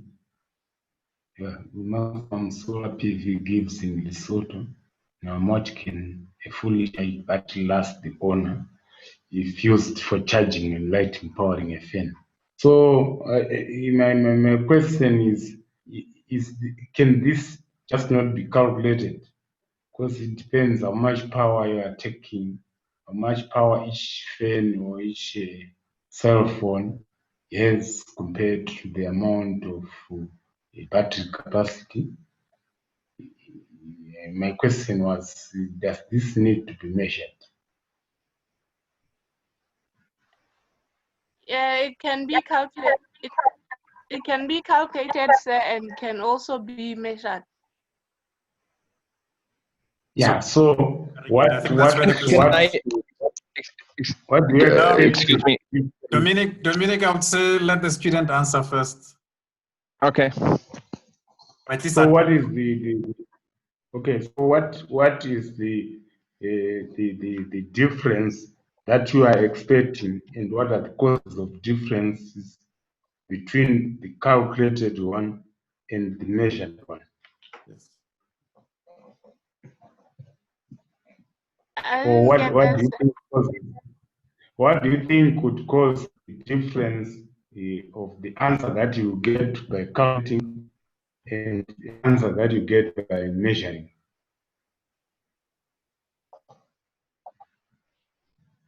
The whole question is Yes, yeah, the whole question. I think you have made the question.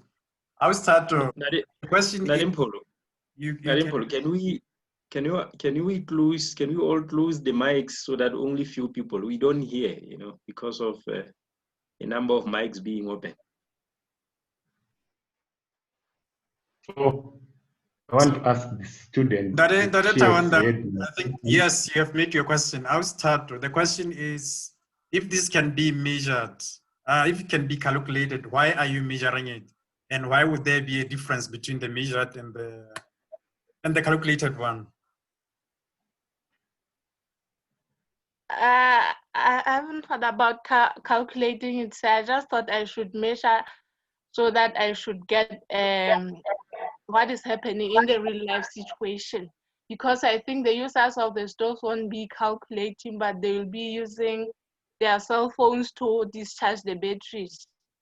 But this solar panel and the battery will definitely come with a specification saying this battery can last for whatever, and the solar PV panel can produce so much power. So the numbers will be there already. So why measuring again? It is not always the case that when buying a solar panel or a battery, it will give that rated power. Like I said, a solar panel also depends on environmental conditions such as humidity and radiation of the location. So I think it cannot give the same power. Okay. I think it cannot to come in.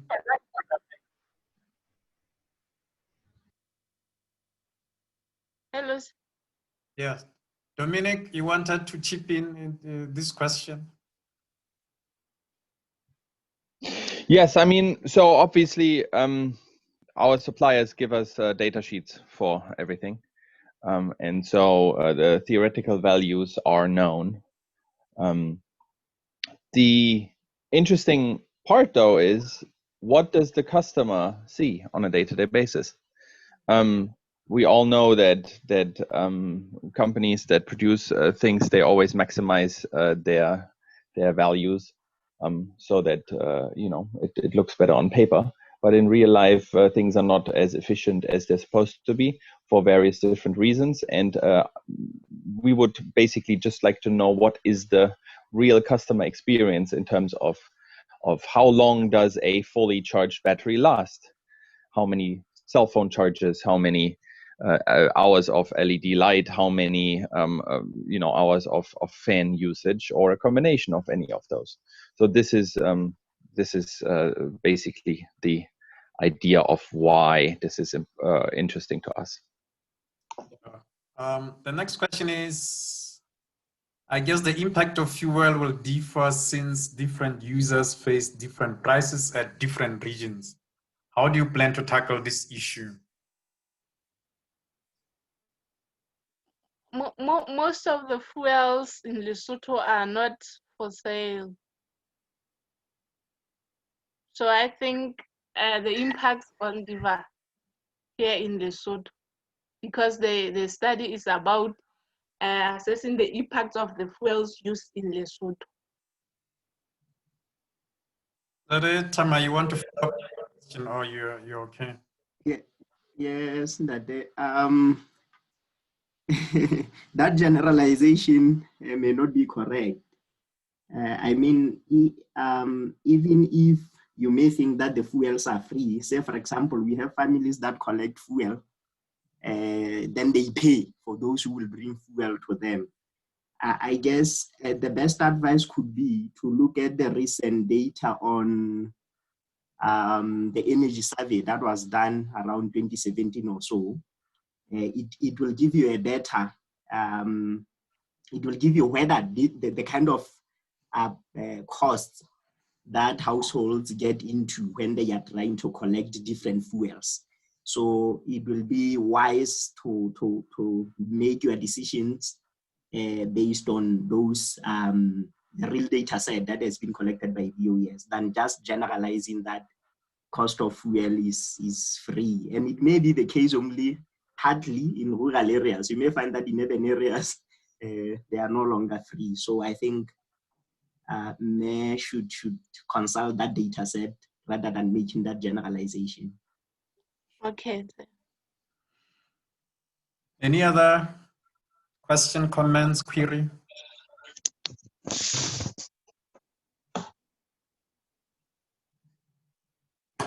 No, Ralewa, Austato, please stop sharing. That therefore, And Adempolo, and Adempolo, we can share the data set with me because to get it is going to be a hassle unless. Yeah. Yes. So another time I will give you the data. Yes, Okay. please send me an email and then I will do that. Okay. How can you say that will be a hassle when entertainment is here? Oh, I'm sorry. It's not because it's And not. I'm hearing on the website.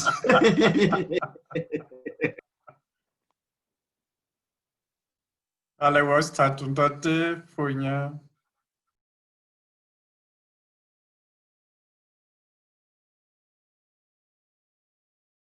Slideshow.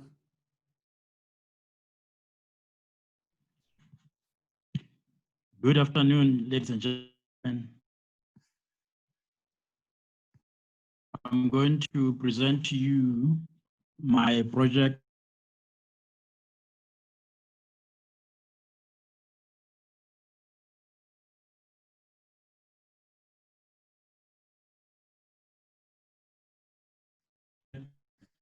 Did we lose you or it's just me? Yeah.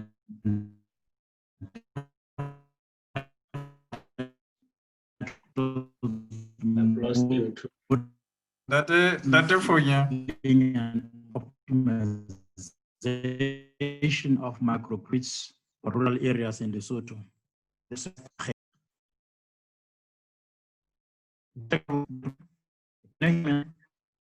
Cover the introduction and background. But therefore, yeah, you seem to have audio problem. Hello? You seem to have an audio problem. Audio? Yeah, we can hardly hear you.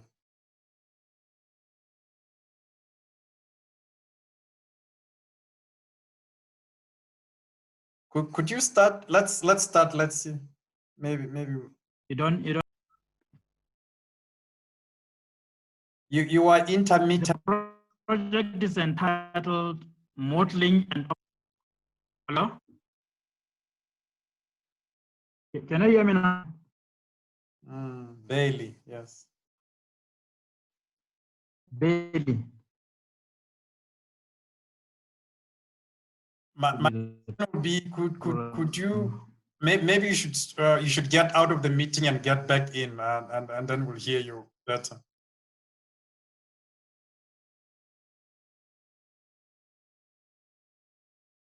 Unless it's a signal problem. It's suggesting you may have a problem with the internet. So he's suggesting some place where you could go.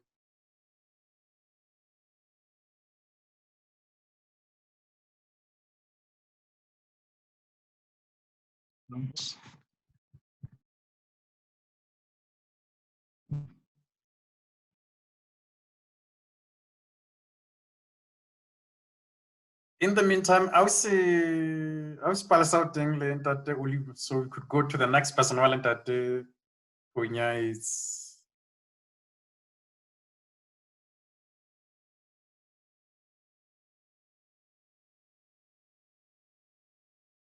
Balasa, Ludisi, Oliva, are you here? No.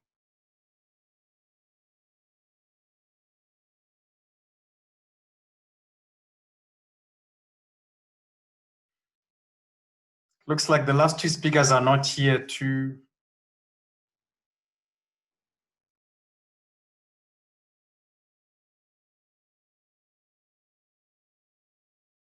So in the meantime, I would say I open the floor for general comments or inputs or anything while we are waiting for the day for you to reconnect.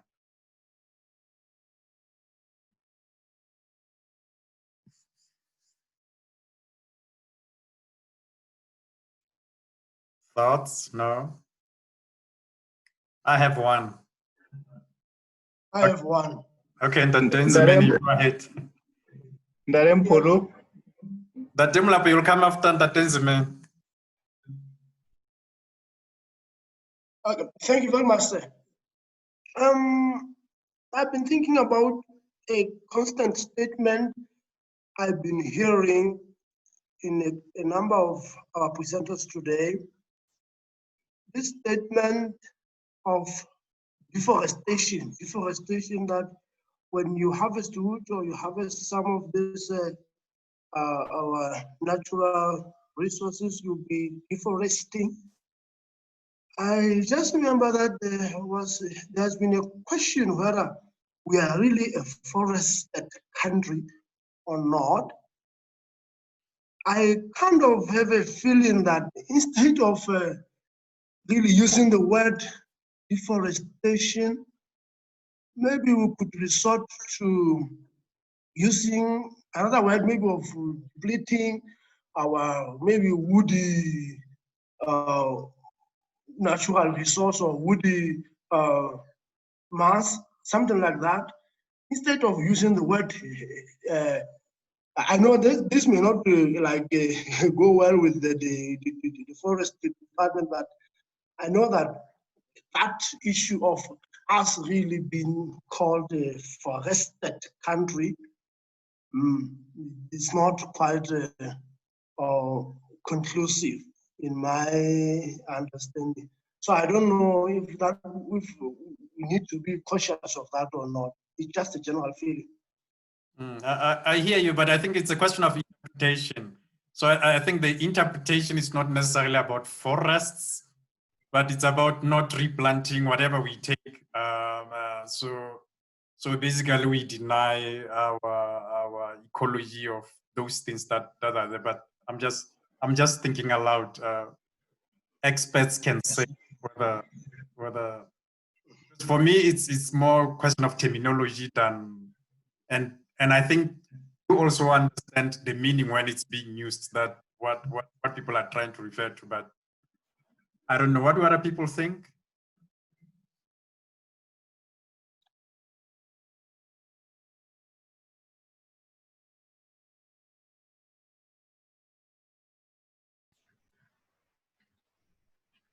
Oh, yes.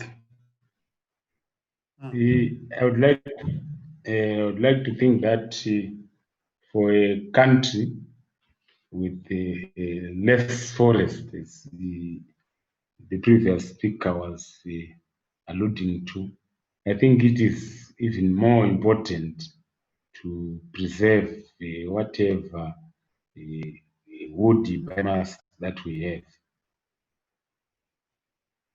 So I was thinking that it is even more appropriate. Especially when we don't have forests. Yeah, but we have some woody biomass. We have got and I think the more you deplete this few, the more important it becomes. Okay. Any other input on that issue?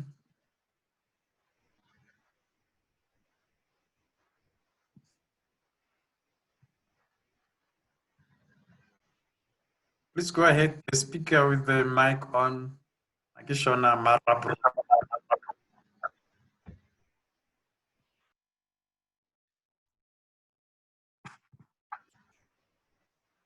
No? Okay. That Malap, you were saying something. Yes, Ndate. Thank you for this opportunity.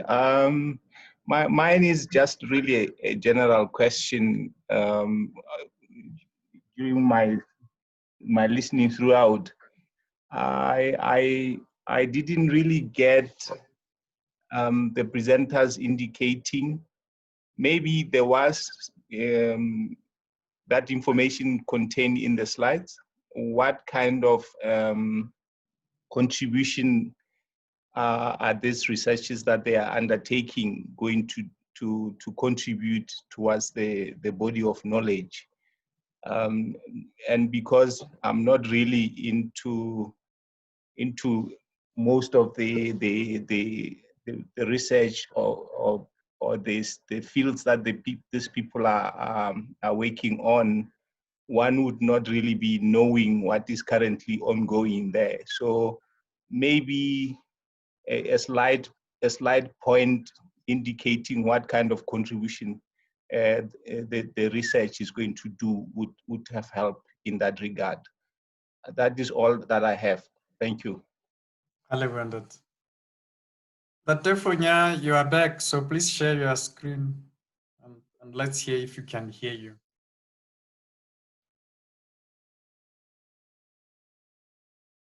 That was a good point. I think in most of the slides, that was people tried to address it under justification, where they had a slide on justification as to which institutions or which people their research it's supposed to help. But we take your point. That Tefonya can please start. Let's see if you can. Okay, can you hear me now? Yes. Can you hear me now? Yes. You can. Yep. Good afternoon, ladies and gentlemen. I'm going to present a project titled Modeling and Optimization of Microgrids for Rural Areas in Lesotho. The emphasis is going to be on component sizes for technical and economical feasibility. This project is supervised by Dr. Emma.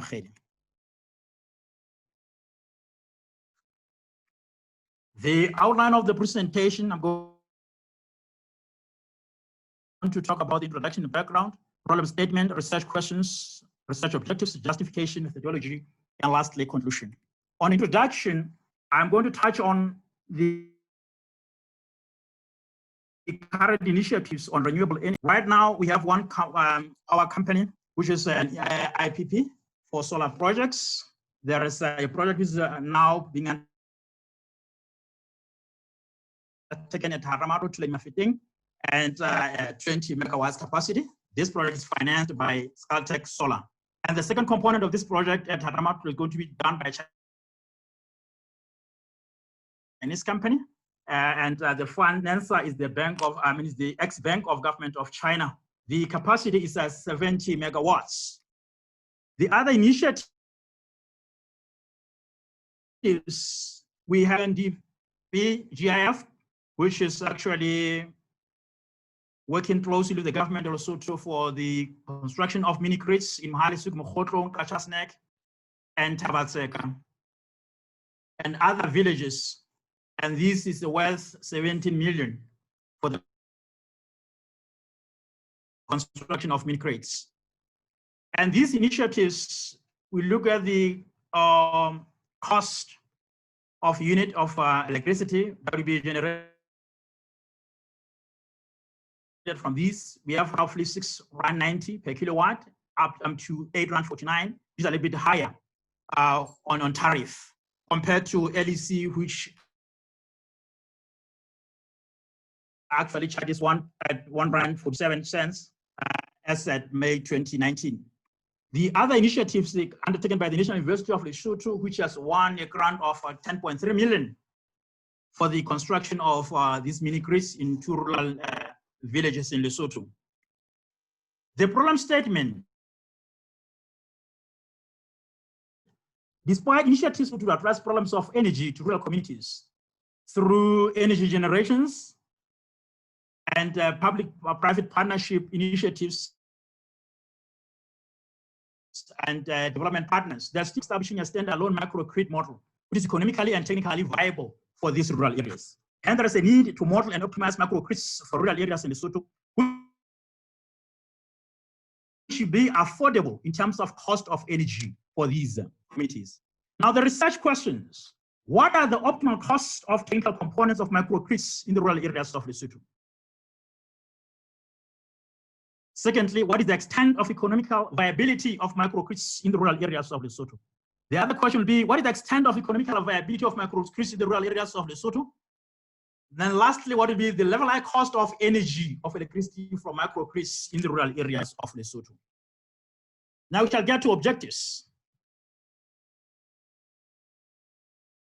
The objectives will be, we need to design a policy with a high renewable fraction, low green gas emissions, and low cost of energy. We also need to model and optimize that microgrid hybrid, which is both technically and economically viable for a rural household in Lesotho. Now we shall get to the justification of this project. Why this project? Due to its terrain, most communities in Lesotho or rural areas do not have access to electricity. Despite efforts by government of Lesotho through electrification unit to connect areas, more than 80% of villages in rural areas are still not connected to grids. Hence, there is a need for microgrids to address the problem. There is need to supply energy to these rural areas through microgrids so that they can access energy. High cost of electrification from rural and from electricity, the Lesotho Electricity Power Company acts as a barrier to most households to access energy. Therefore, we need to model and optimize a microgrid which will act as a basis for any supply in the rural areas. Because really the cost of this rural electrification are very, very high. You might have seen. Now, let's look at the methodology at the highest level. How are we going to do that? We need to have a data for this study. We can obtain this from Department of Water Affairs, the Lesotho Highlands Development Authority, Department of Energy, LEWA. We also need to have what is called GIS if we are going to maybe put in some solar component into our mini grid. We also need to optimize this microgrid using some software such as Homer or even some spreadsheet models. We also need to have protocols. We need to identify this small power generating sources for this microgrid. And we need to have a rural area village as a model in Lesotho, because we cannot really have all these covering the whole country for now. It's just a model. We should have the technical components for both technical and cost efficiency. And we need to resize our system such that it gives us the LCOE. Now, in conclusion, we need to appreciate what these mini grids are going to do. Microgrids is going to give a chance of renewable sources of energy and reduction in pollutions, significant environmental benefits which are made possible by use of low or zero emission generators, which are difficult, but we're going to try to do that. We also will have to achieve reliability in terms of decentralization of supply so that each village has its own station. Well,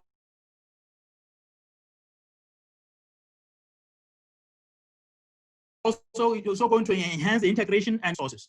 The use of both electricity and heat permitted by the close proximity of generator to the user, which is the village, thereby increasing the overall energy efficiency. Microgrid can also act to mitigate electricity costs to its users by generating some or all of its electricity needs. Thank you very much.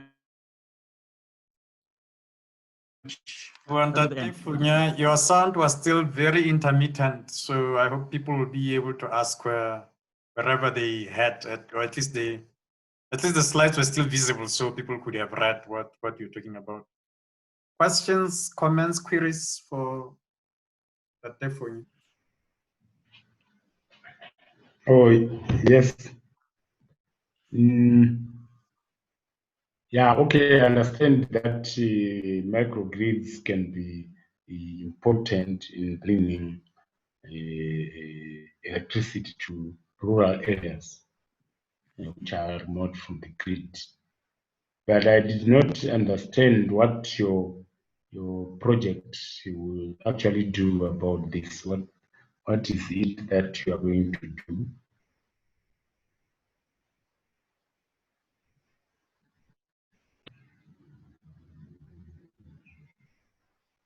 Okay, did you understand my question?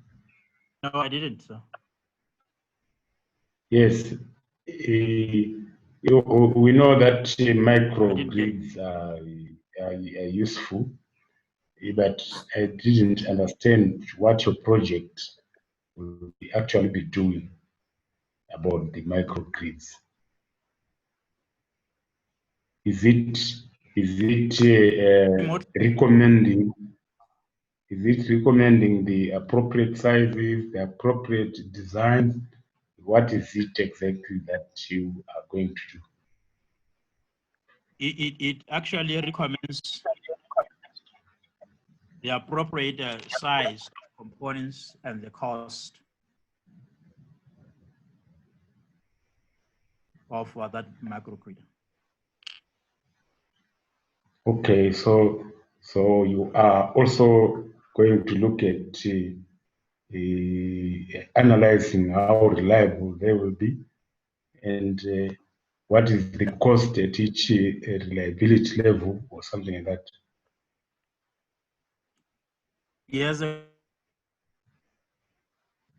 cost will, the emphasis is going to be looking at the cost of the components and probably the payback period of these.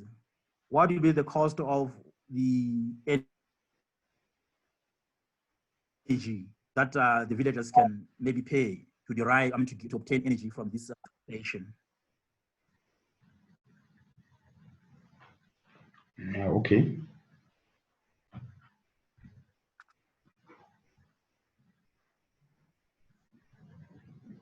Dr. Mulem.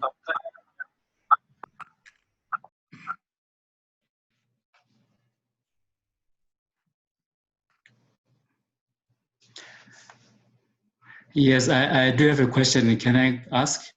Yes, please. What would be the maintenance structure of these mini grids and maybe the ownership?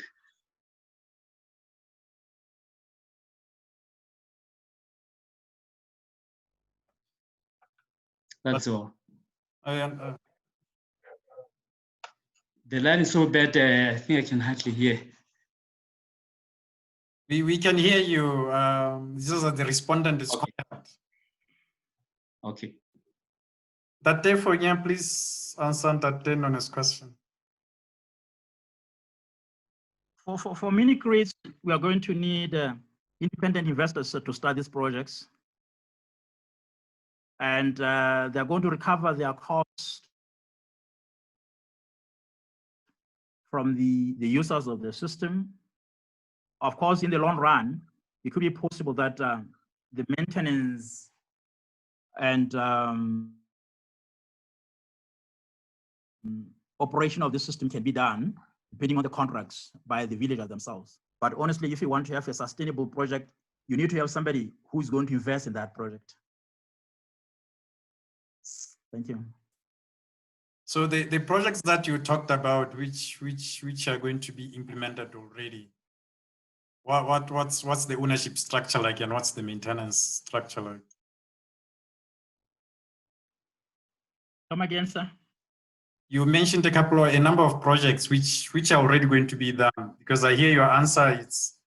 Your answer is more like a suggestion on like future projects or something. But my question is, on the already being implemented projects, what's the maintenance structure like, and what's the ownership structure like?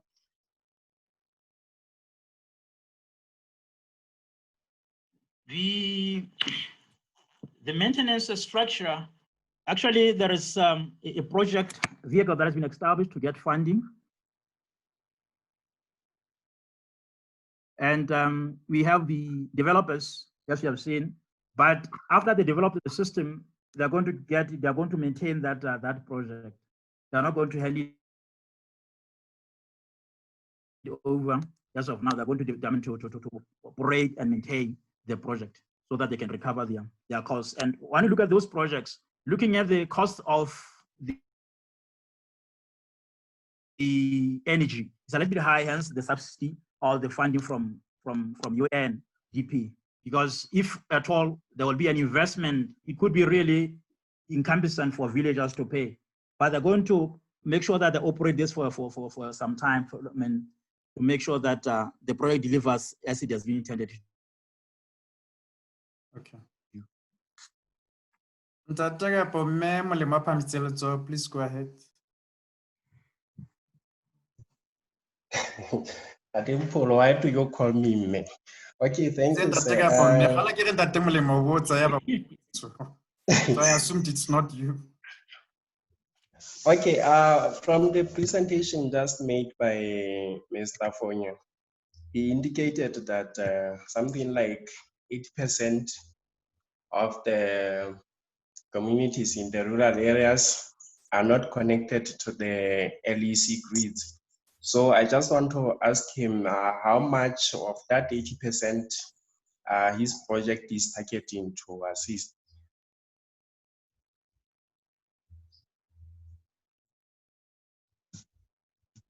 As I said, we are going to establish a model, and this model is going to be based on the village. And of course, the number of users from that village.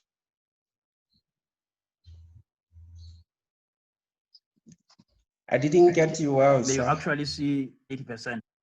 Sorry? I didn't really get your response clearly. We're cutting somewhere.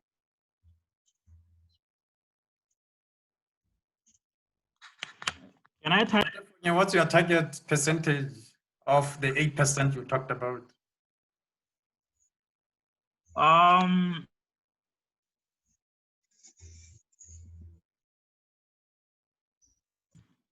As I said, they were going to see how many people are going to benefit from this microgrid. If you talk of 20, then you see what's the percentage. Yes, like you said, of that 20 from 80. For now, it might be really on the percentage. But maybe to paraphrase that Molemo's question, are you really going to implement a microgrid?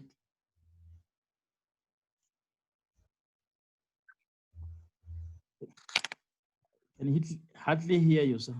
Yeah, no. My question is, if he's asking what's the target percentage that your project is targeting? So my question is your project targeting to actually make an actual microgrid?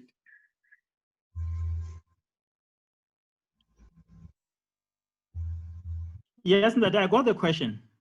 I got the question, and I said, right now we are going to identify the study area, and from this study area to determine how many people from that area are going to benefit. Of course, if the model works for one area, it may work for other areas. But for now, it's very, very difficult to quantify the percentages as to how many people will be assisted by this project. Yeah. That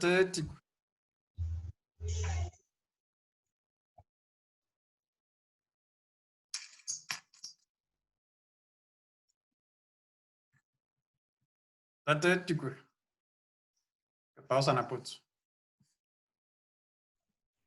day for you, there's a slide which indicated some tariff rates, which to me they seem to be on the higher side, and I missed whether were those the anticipated tariffs for the mini-grids or something else. And secondly, what informed those tariff rates to date, since we don't have perhaps maybe even a single project which is up and running as yet. Thank you.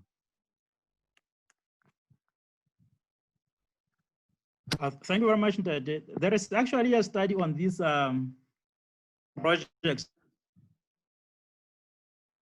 I talked about. And that report, if members could remember that the tendering of this project has already been done, and probably the award is going to take place for these other projects. So these figures are taken from Tristan, this 890 and all that. And as I said, there should be some subsidy because these figures actually are too high for the villages. But this figures have been taken from that study.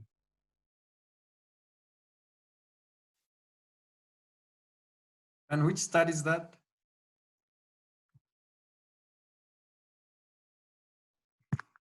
There's a paper on renewable energy for Lesotho. The one that was done before the awarding of these to One Power and this Chinese company. Although I may not have it precisely here, but I have it. I may not know the names, but I know it. I don't know whether you can give me the time just to give you that paper. Okay. My suggestion would be in future, you should include the references in the same slides as where you are talking about their content so that people know where they can get information from.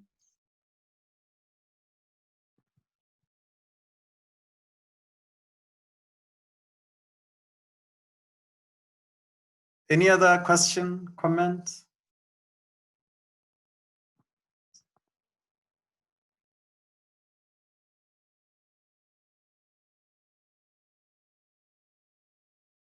There have been no more questions and comments, so I can open the floor once more for one. Just the last one that I put it like.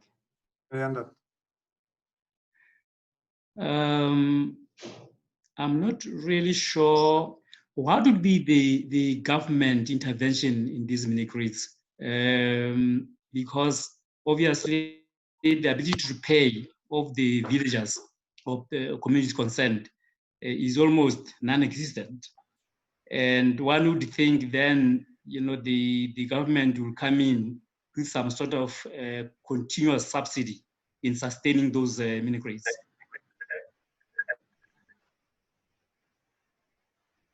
Just a comment. Unfortunately, we don't have anybody, as far as I know, as far as I've seen, anybody from the government OE who could respond as to what's going to happen with this high tariffs versus the LC tariff, like that you were saying. So who's going to shoulder the subsidy and how is this going to work? Maybe then that's information that people working on microgrids have to take into account when they do their projects, so that when they do this project, then they can tell us in the end when they have done their optimizations and everything as to exactly how the finances are going to work. Yeah. All right. No, didn't that.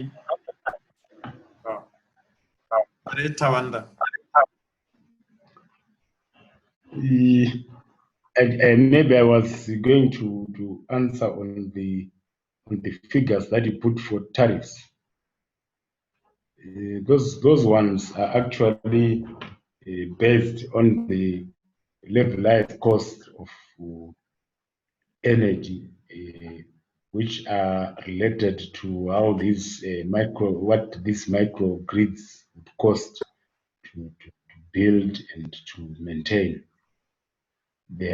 So these tariffs are then based on that. And so this is the actual cost of producing energy from microgrids.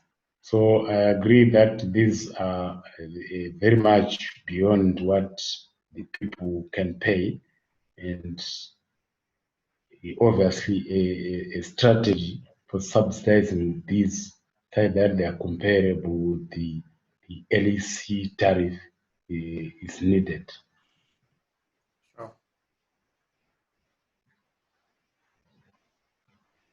Any parting remarks from the stakeholders?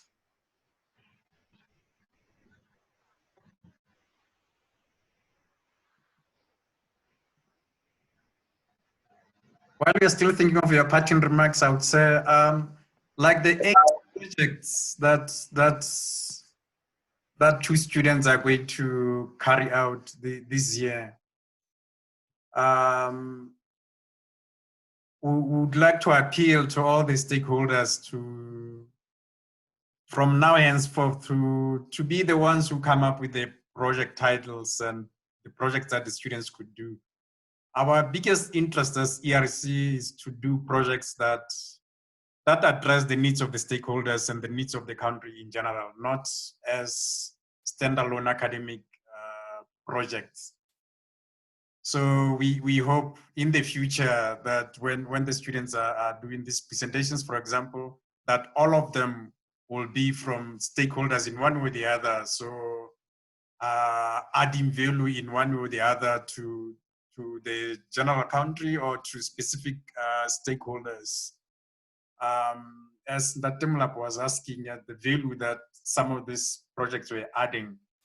So that will be taken care of automatically if the projects are from specific sectors of the society or government or utilities or something, that the projects the value will be evident in the project itself and the people that are involved in the project. That's my parting remarks. Any remarks from people from stakeholders? Not NOL.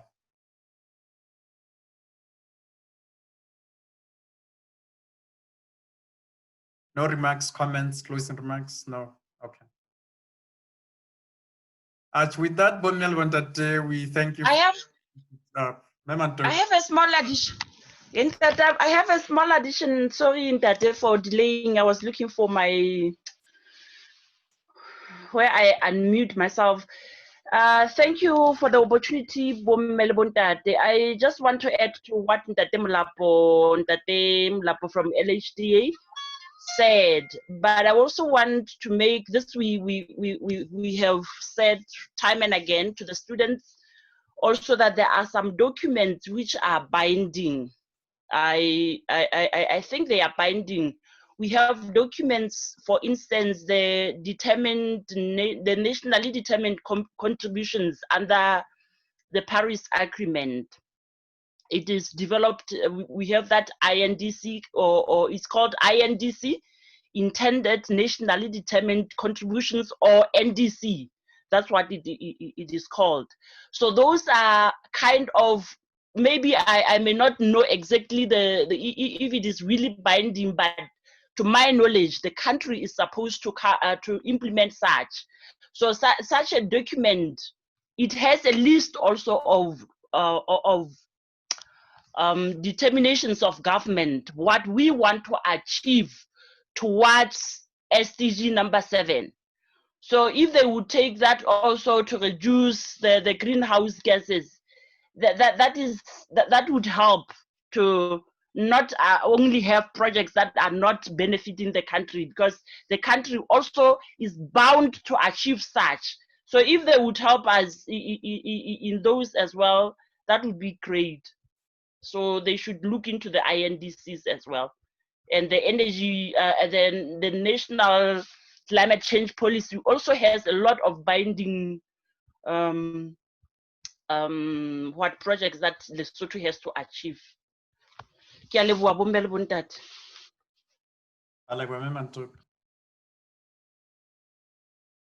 Morena sa bile chaile me wanto piki morena rona. Re lebile haholo bomme le bontate for your inputs and for making the time to be with us. Bye. Bye.